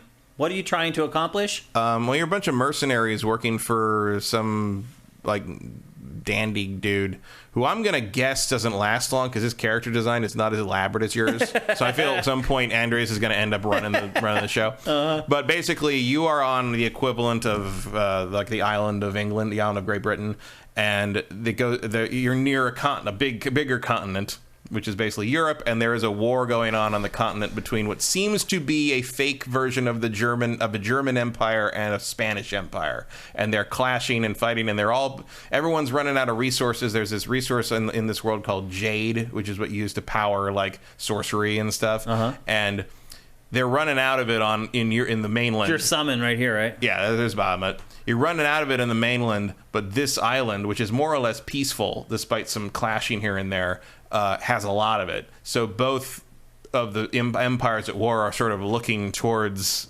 DioField, and being like, and so like this is sort of like they're starting to... You're a mercenary group that gets brought in with, like, a noble group because they're starting to notice that there's more and more uprisings of bandits and they're more organized. I think there's, like, mainland forces, like, organizing them from behind the scenes. So they're trying to root that out. And that's what this is the first chapter. The demo's the first chapter of the game. And that is basically what you're doing. Because you are... there's also a whole thing where, like, they sacked, like, it was 10 years ago. You start with, you were not the girl, but the two guys. They were like attendants to the prince of this kingdom in the east, I think, of DioField, and they were attacked by, I don't remember what, and the prince gets away, but then they track them down and ambush them and kill the prince, who's like 10 or 11 or something, and they're very young then too. And the prince basically says they were his friends and his kind of retainers, and he like says, keep them, save the world, or don't stop being noble or fighting for what my father believed in, even though we're gone. So they've kind of been in the woods. You see, this is where they first show up, where like this woman who is sort of actually one of the strategists for that group doing that is ambushed by all these bandits, and your guys jump in, and the first mission is saving her from that. And she's like, "You're very good at that. You should come with me and work for us." And so you do. And so they have some kind of agenda in there where like they need to figure out what happened, who did that, and who betrayed the prince, and all. They've got kind of like a ongoing vengeance thing, and they think this might get them closer to it. So that's part of why they join up. So there is a personal mission there to figure out what happened there. But you're also sort of caught up in this huge continent size war thing where like the war that's on the mainland Europe might be coming to this island because they have resources they want. I'll say this looks way more interesting than some of the more recent Square Enix strategy RPGs we've been getting. Yeah, it's fresh. I'll give it that. Like, it's like I do think I'm juggling a little too much with the real time thing once in a while, but I've never felt completely like overwhelmed by it. I'm playing on normal. There's an easier mode which I haven't tried. Permadeath in this? No. When they fall, they just say, "Oh no," and like you can go over and revive them. And if you don't revive them in time, they just come back. What's up with the demo? How big is it? I mean, I played it for a while, and you can go back and replay stuff to grind a little bit, which is helpful if you're having trouble with some of the side quests. Tend to be harder than the main quests so far. And you can grind on. Eventually you get a separate table in the HQ that lets you replay old missions, so you can go back and get stuff you missed, or because there's treasure chests sometimes and bonus objectives that you can go back and get resources and extra skill points and stuff. Yeah. So when you do that, you level up probably about one level per mission. Okay. So you can out level the game a little bit if you want to grind a bit. But I would say the demo is probably 8 hours. 7 or 8 hours took me. Wow. And you can import the save. Yeah, save in it. You can, if you buy the final game, it takes your save, and it's sort of like the Fire Emblem Warriors demo. It's like, I got a lot of this. I got a lot out of this. That's insane. 8 hours. That's a long time. You're definitely going to know whether you want the whole game or not. Yeah. Once you're done. I like that we're getting more demos like this, where it's not even like this 45-minute or one level or whatever. It's like, you know what? We're going to give you a big chunk of this game because we're confident that the game itself is big enough that this chunk, you're not going to feel like you played half the game whenever you play the final game. I just love that these publishers are starting to help equip players with the knowledge that they need to know whether they want to buy stuff or not. It's great. 8 hours demo. That's incredible. Yeah. It's even saying it took him 5 hours. I did a little more replaying of stuff to get all the objectives. But it does eventually end. Yeah, it does. At the end of chapter 1 is the end of the demo. But then you could keep going back and replaying the missions if you wanted to, right? You can go replay, yeah. Yeah. Now is this coming to Switch? I don't remember. I think so. I did not write it down in my notes, unfortunately. I think it's coming to everything. I think it's PC, PlayStation, Xbox, and Switch. I mean, I don't see any reason it wouldn't go to Switch. Yeah, it should run okay on Might Switch. Run better on Switch because you could use the touch screen. Looks like Chad is saying, it's coming to Switch, which is good. I guess the only thing is like there's you can use the shoulder buttons to switch between the different characters, but like you're not switching between them. You can't switch between them to then activate the move feature. You switch between them to put the cursor on them, then you hit the A button, and then you'll pull up the move option. Oh, okay. The only way to move between them while you're paused is if you're doing the skill screen. You can switch between them with the skills. The skills have an interesting thing where they all have cooldown, and they all have technique points you use. And then battlefields tend to have little orbs of technique points, health, and stuff that you can pick up. and replenish that over the course of the game. I've never really felt like I used all my resources and I was stuck with it for the rest of it. They usually give you enough stuff to feel like you have enough to work with, especially before boss battles. Yeah. And some of the boss battles are hefty. They're tough. At least the first one, I was like, oh, that's pretty cool. And you have the tools to delay them and to stun them. Like, you definitely have to use conditions to stop them from doing they'll do the big wind up thing. You see the area where the spell or the attack's going to hit, and you got to move everybody out of the way. So that's all in play. It works. Yeah, it's cool. I will probably go ahead and convert to the full game when late September comes. Well, it sounds like the game, if they're going to give you 8 hours or 5 hours or whatever, the game's got to be big. Yeah, they're definitely going for an epic tale here, so it wouldn't surprise me if it was very, very big. And again, this comes out September 22nd, so there's still over a month away before the final version comes out. I'm sure we'll come back and both of us will tackle it whenever it comes out.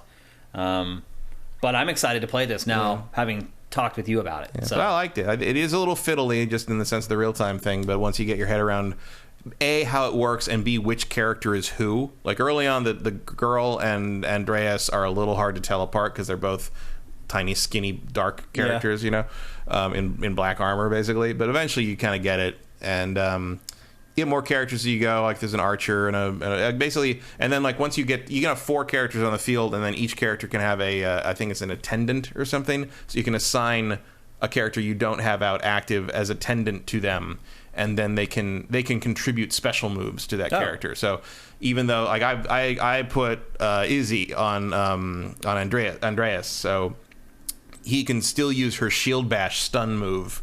I pick that, and she just pops out and goes, "Take this," and hits him with the shield. So you can still use moves from the character that's not on the field. From other classes too. Yeah. So that's cool. that's handy. Yeah.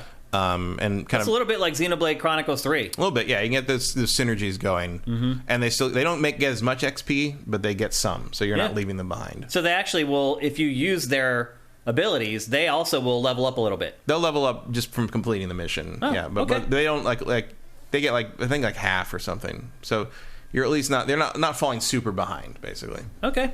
And then of course you can replay missions, so you can just go back and pull out all the characters you're not using and put them through some missions and keep them back if you would decide you want to. I'd rather have that character come out now. Well, this demo, being able to replay the missions, you could build a beast of a squad. Yeah, I mean, to launch into the full game. Diminishing returns at some point there. Clearly, they once you get up in the high teens, you're probably not going to level up too much further without wasting a lot of your time. Okay, but you can definitely do enough to get through all the stuff in this demo, and to hit the ground running when you play the final game too. Yeah, in more ways than one. Ultimately. Awesome. So there you go. That's DioField Chronicle, available for all platforms, coming out on September 22nd. And with that, it's time for a lot of you's favorite part of GameFace. It is time for...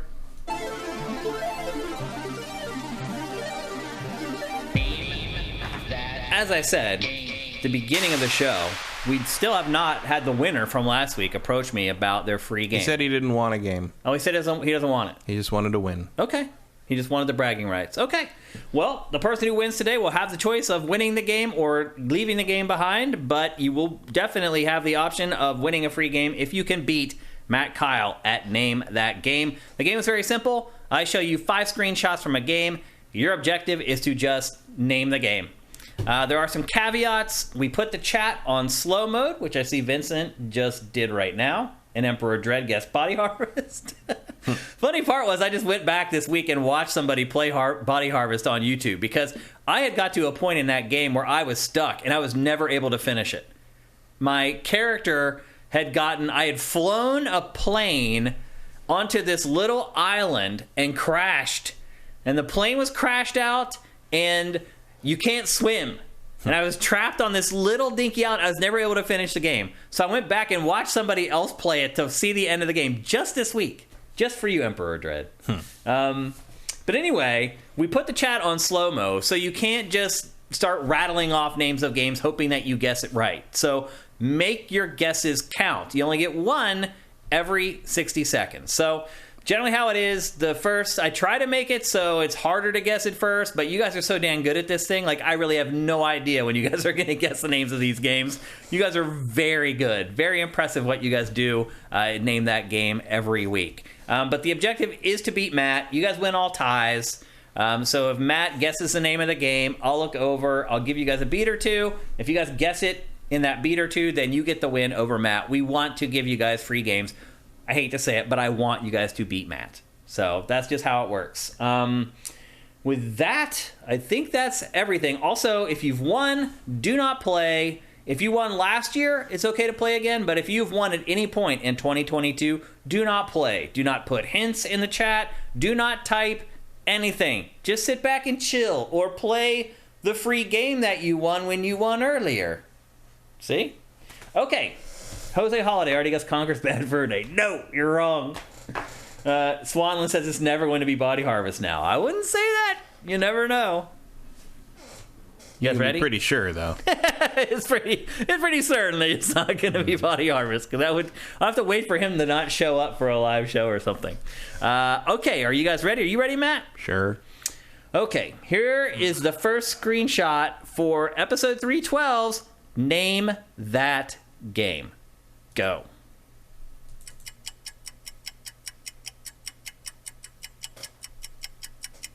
Let's see if you guys guess it with the first one. With that texture. That's really all it is. Yeah. See if you can figure out what... It does look familiar with the raised brick on the side. Oblivion, no. That was Emperor Dread's guess. After Body Harvest. Kingpin, no. Dishonored, no. Elder Scrolls 4, no. That is Oblivion. Borderlands 1, no. Red Dead Redemption 2, no. Dishonored 1, no. No guesses, Matt? Not really. Breath of the Wild, no. Assassin's Creed Unity, no. Okay, looks like we're going to make it to the second image. And here it is.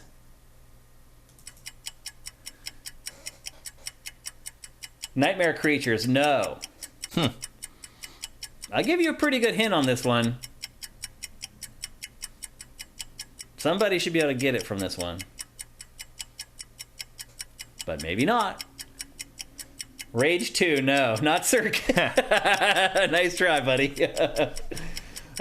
Crystal Pony's Tail, no. Pharaoh Doll, it is not.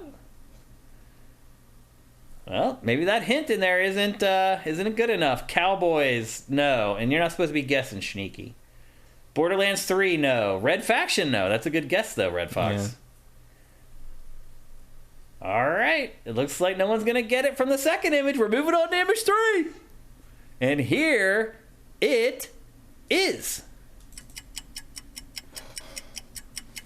Crimson Sky, no. Outer Worlds, no. Van Helsing, no. Interesting guess. Xenoblade, nope. Final Fantasy 14, nope. Shinobi, nope. Persona 4, nope. I recognize that green orb back there, but I can't place it. All right, let's go on to the next image. This one I think will give it away. And here it is.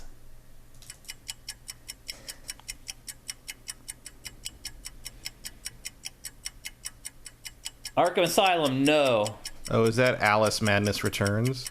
No, not Alice Madness Returns. Devil May Cry, no.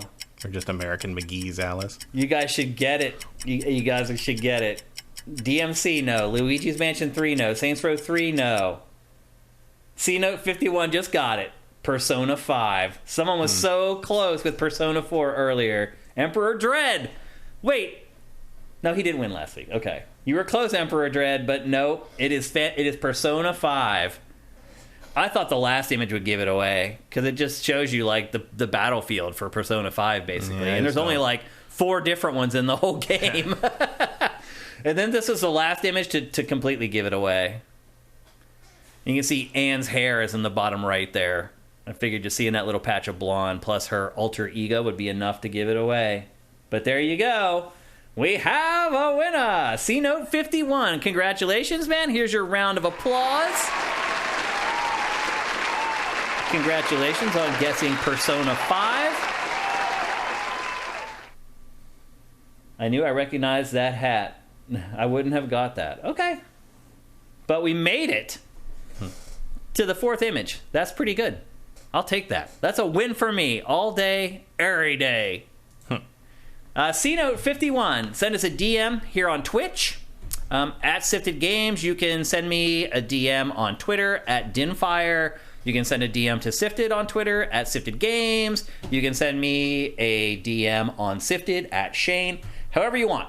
Just get at us and we'll send you the code for your free game. Congratulations once again. That's awesome. And now we have some time for Q&A. Oh, people giving me props. I'm going to put that up on the screen because I don't get props from people very often on GameFace. You guys are usually giving me grief all the time. People are giving me props for a couple good Name That games in a row. I'm just starting to be more of a jerk, honestly, is what it's really come down to. I'm just like, I'm not going to let you guess it on the first 2 images, is what I've really decided. It's like, if you can spot like a texture and that places the game, like what happened with Rage, more power to you. If you can do that, then spot kudos. That mega texture. Yeah, spotting that mega... You know what, Matt? I went home and I started looking through other screenshots of Rage. There is not another screenshot with that texture in it anywhere. Because that particular like group of trash, that scrap is everywhere. It still blows my mind. I went and looked at screenshot after screenshot. I could not find another shot with that in it. But his brain just, boom, picked up on it right away. Amazing. You guys are amazing at this. And thank you guys for the kind words, because I do put in a lot of effort into this, but I have also learned to get over it and not get devastated if you guys guess it on the first one anymore. Norix Nessie, thank you for Twitch Prime. The Legacy, thank you for Twitch Prime. You guys are awesome, and I really, really appreciate it. Let's get to some questions here before we head out for another week. Bring you guys up on screen so everybody can see.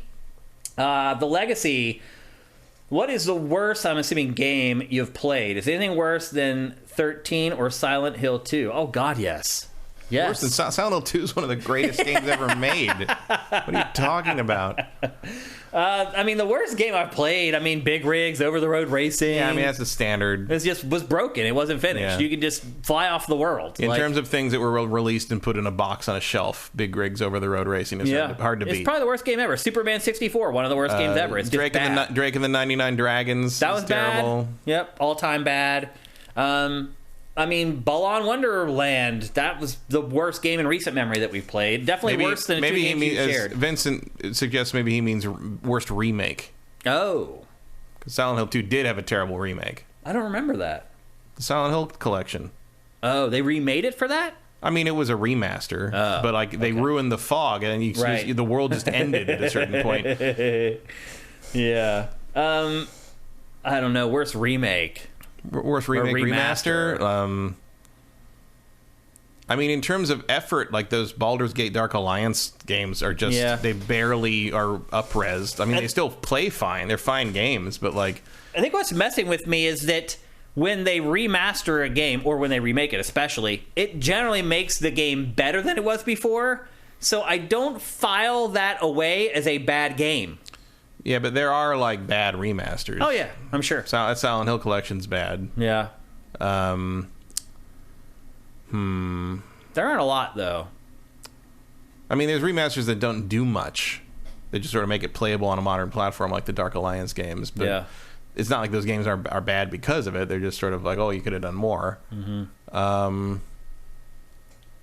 Mega Drive guy, thank you for the Super Mario 3D collection is pretty bad in that regard. Yeah, they're just it gets a really low, barely slapped up there. I don't think Mario Sunshine had an invert Y option. It's a low effort. Launched. Like it was just low effort. That's a good example. Yeah. Okay. Recharging me for the Virtual Console 3 generations in a row. How about that? Yeah. For Norix Nessie 94, do you think that Sony will have a games showcase or a state of play in September like they did last year? We're kind of overdue for something. There should probably be another game, God of War showcase. At the very least, there'll be something where they blow out God of War. But that comes in November, so that could be October where they do that. Yeah. So, or it could even be November. They could do it like 2 weeks before the game comes out or whatever. Maybe. I wouldn't hold my breath. I wouldn't count on it because nobody has games to show. I mean, that's the problem.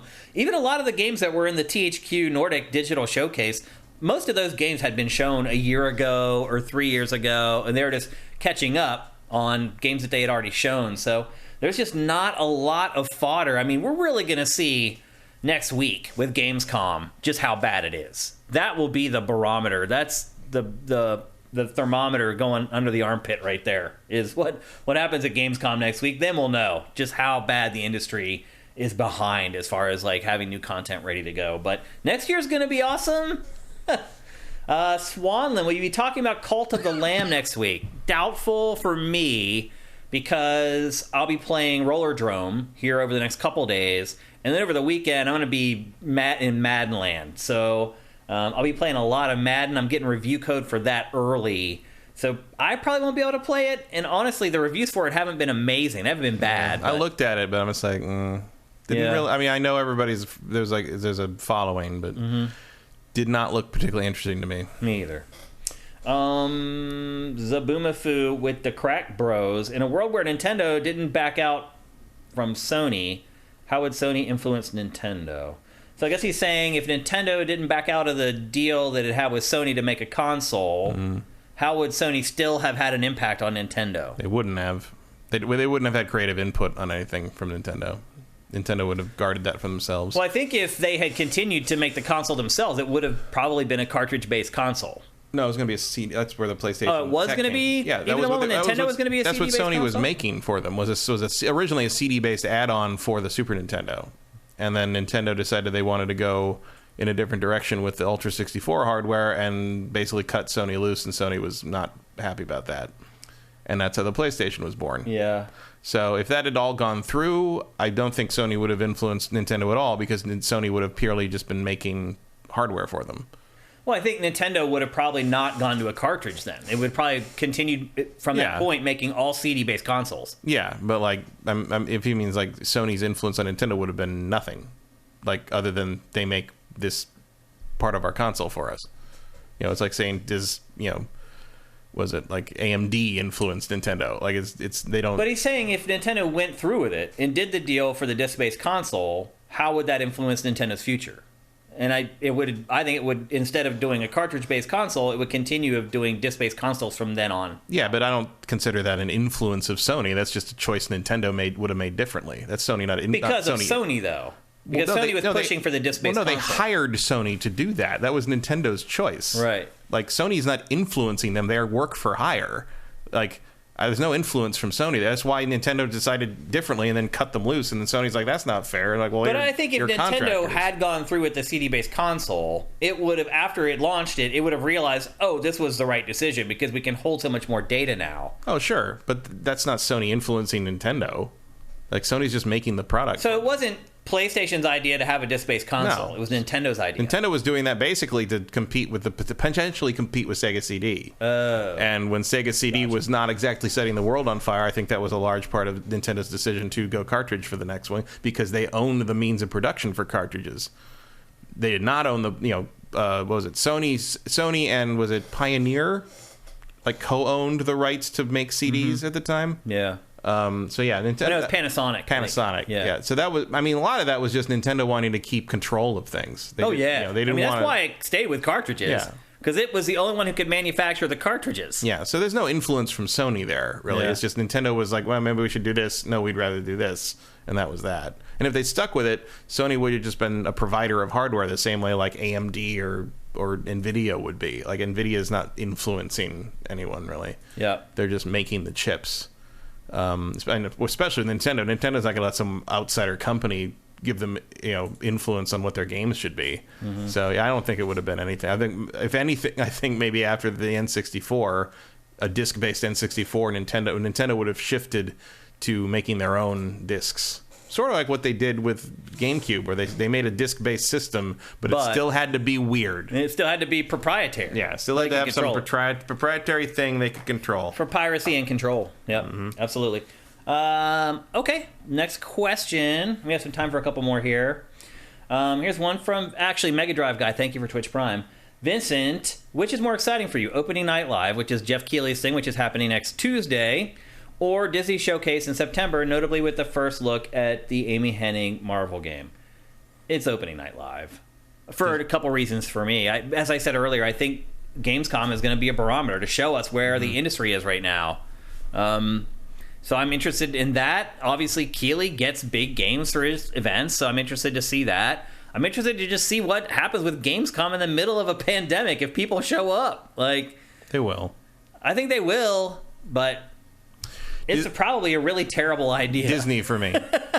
Disney for you? For sure. Yeah. Because it's Marvel, and it's specifically Marvel and Star Wars. And I'm way more interested in that than the 90% like shovelware crap that's going to be in Opening Night Live. Well, I will say this. Jeff's last event was filled with filler. So I would definitely set my expectations down a notch. Sure, there'll be interesting stuff in there, but like Star Wars and Marvel are two things I care about a lot, and I'm very curious what the living hell they're going to finally frickin' do with some of these things, because I feel like both of those properties have languished in the video game department. Agreed. So I'm curious to see if they have an actual plan going forward.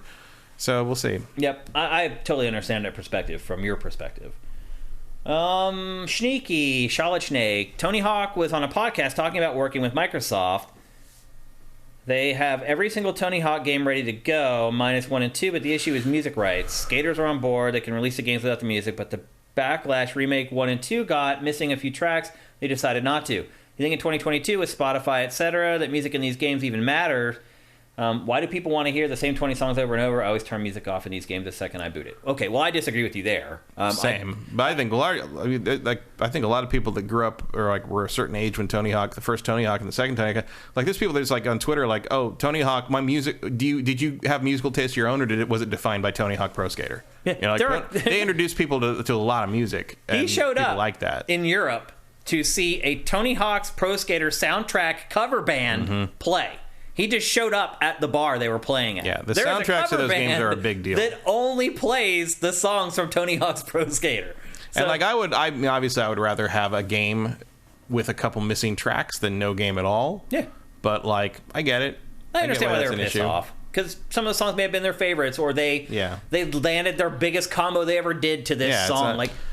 Playing school, playing the school level doesn't feel the same if police truck's not there, or whatever. You know, it's like that's those soundtracks are great. Like they were right in my wheelhouse. I came out of that scene, so and knowing that music very well, they did a great job selecting like the really seminal songs. It was a big part of why it felt so authentic. Yeah, absolutely. So it does matter. And look, you're talking to somebody who does spend a lot of his time playing video games without the background music, because I've said this a million times, but when we capture footage, we take the background music out, because when you go to edit that footage together, playing two songs at the same time, it's what's called a train wreck. So if you want to be able to cut with footage, you need to take the background music out of it. So I spend a lot of time playing games without the background music, and I will tell you, most of them sound dead without the background music. I'm just playing Xenoblade Chronicles 3 without the music, and literally there's like no other sound other than the swords. Like there's no ambient sound in the game at all. So if you turn off the music, it is like a dead experience. So I prefer to play with the music. I prefer if the music is dynamic, meaning that the game solos in instruments or takes them out as the action on the screen ramps up or settles down. A lot of games... One of the big reasons Nintendo went with cartridge. Exactly, back in the day. Because they could use the MIDI sound system to solo stuff in and out. Couldn't do that with CDs back then. It was like, this is a track, and it just plays what's on the disc.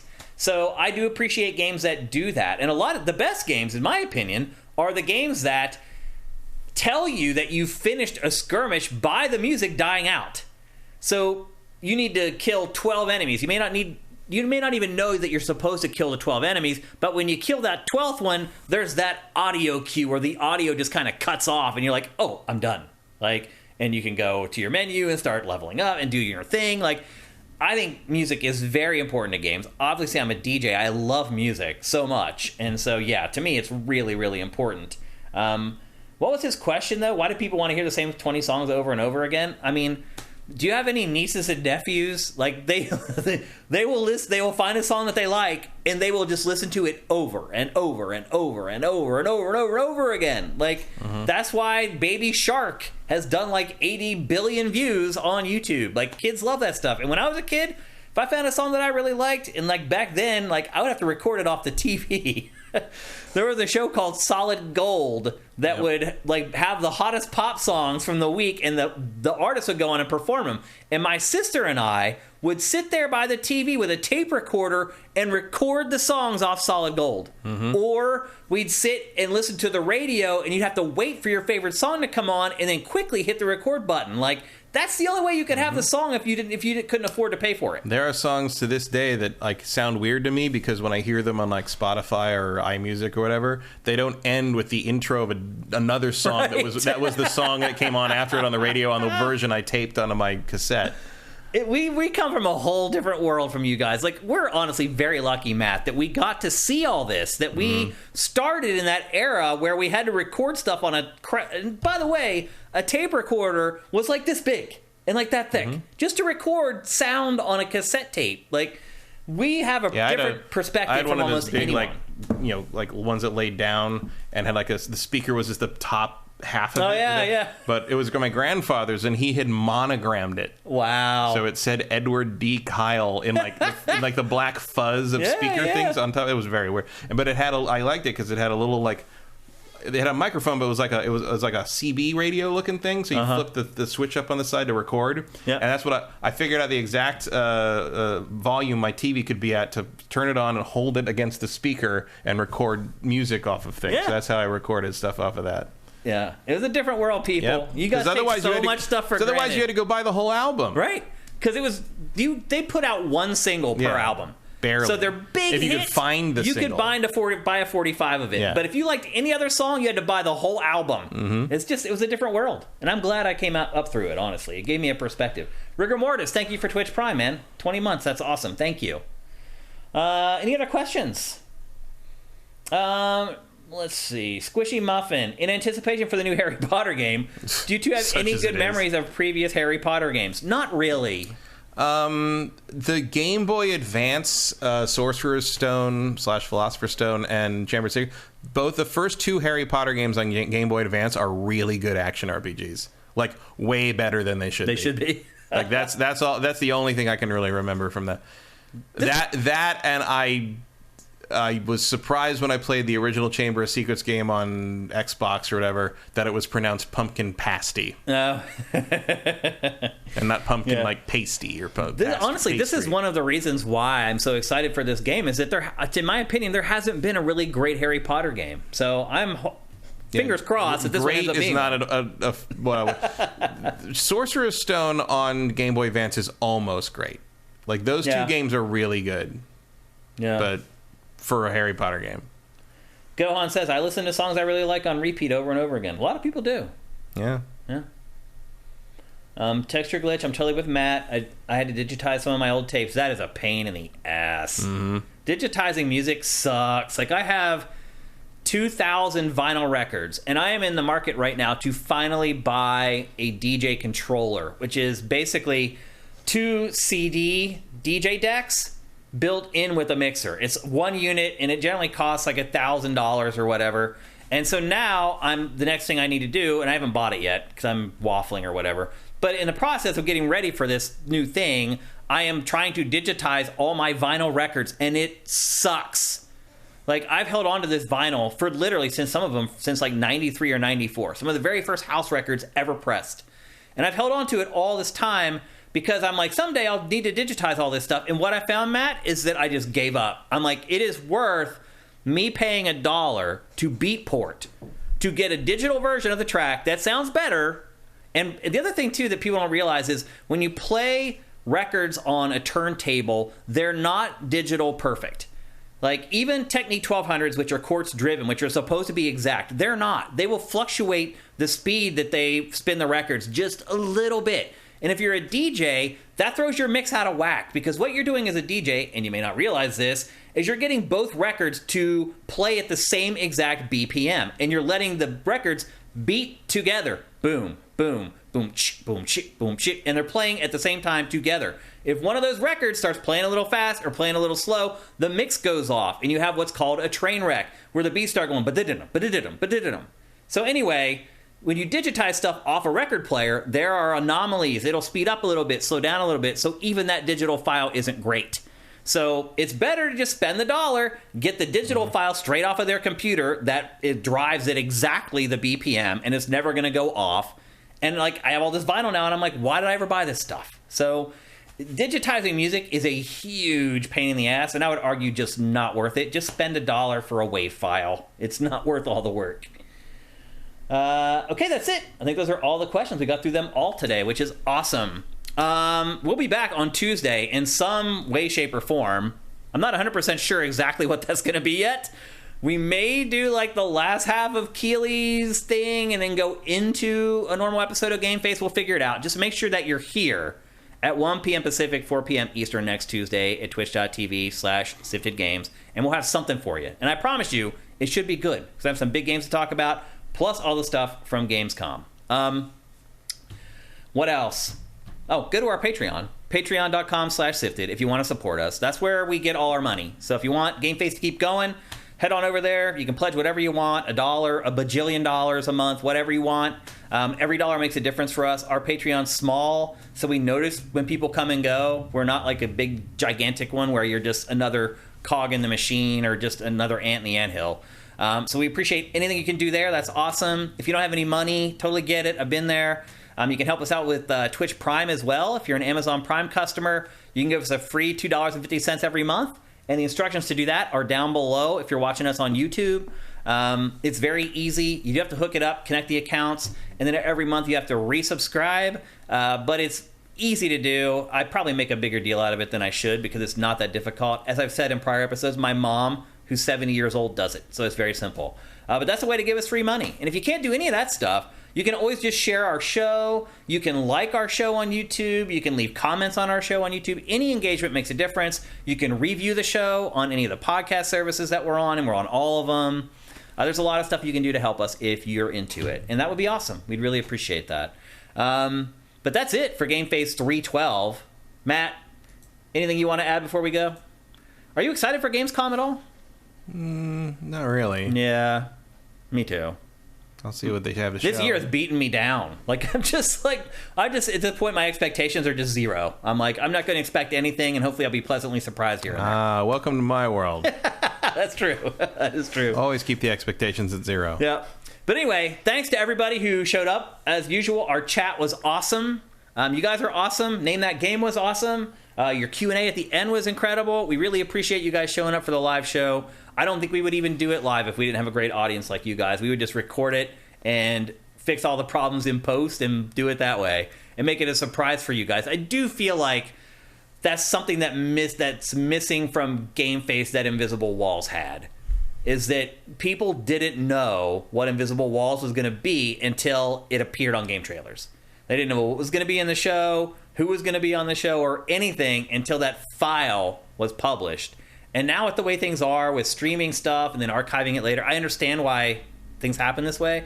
I do think that shows lose a little bit of their luster in the current media landscape. But that's the landscape that we're living in, and we're doing the best that we can within it. So thanks for watching. We'll see you guys next Tuesday. GameFace is up and out.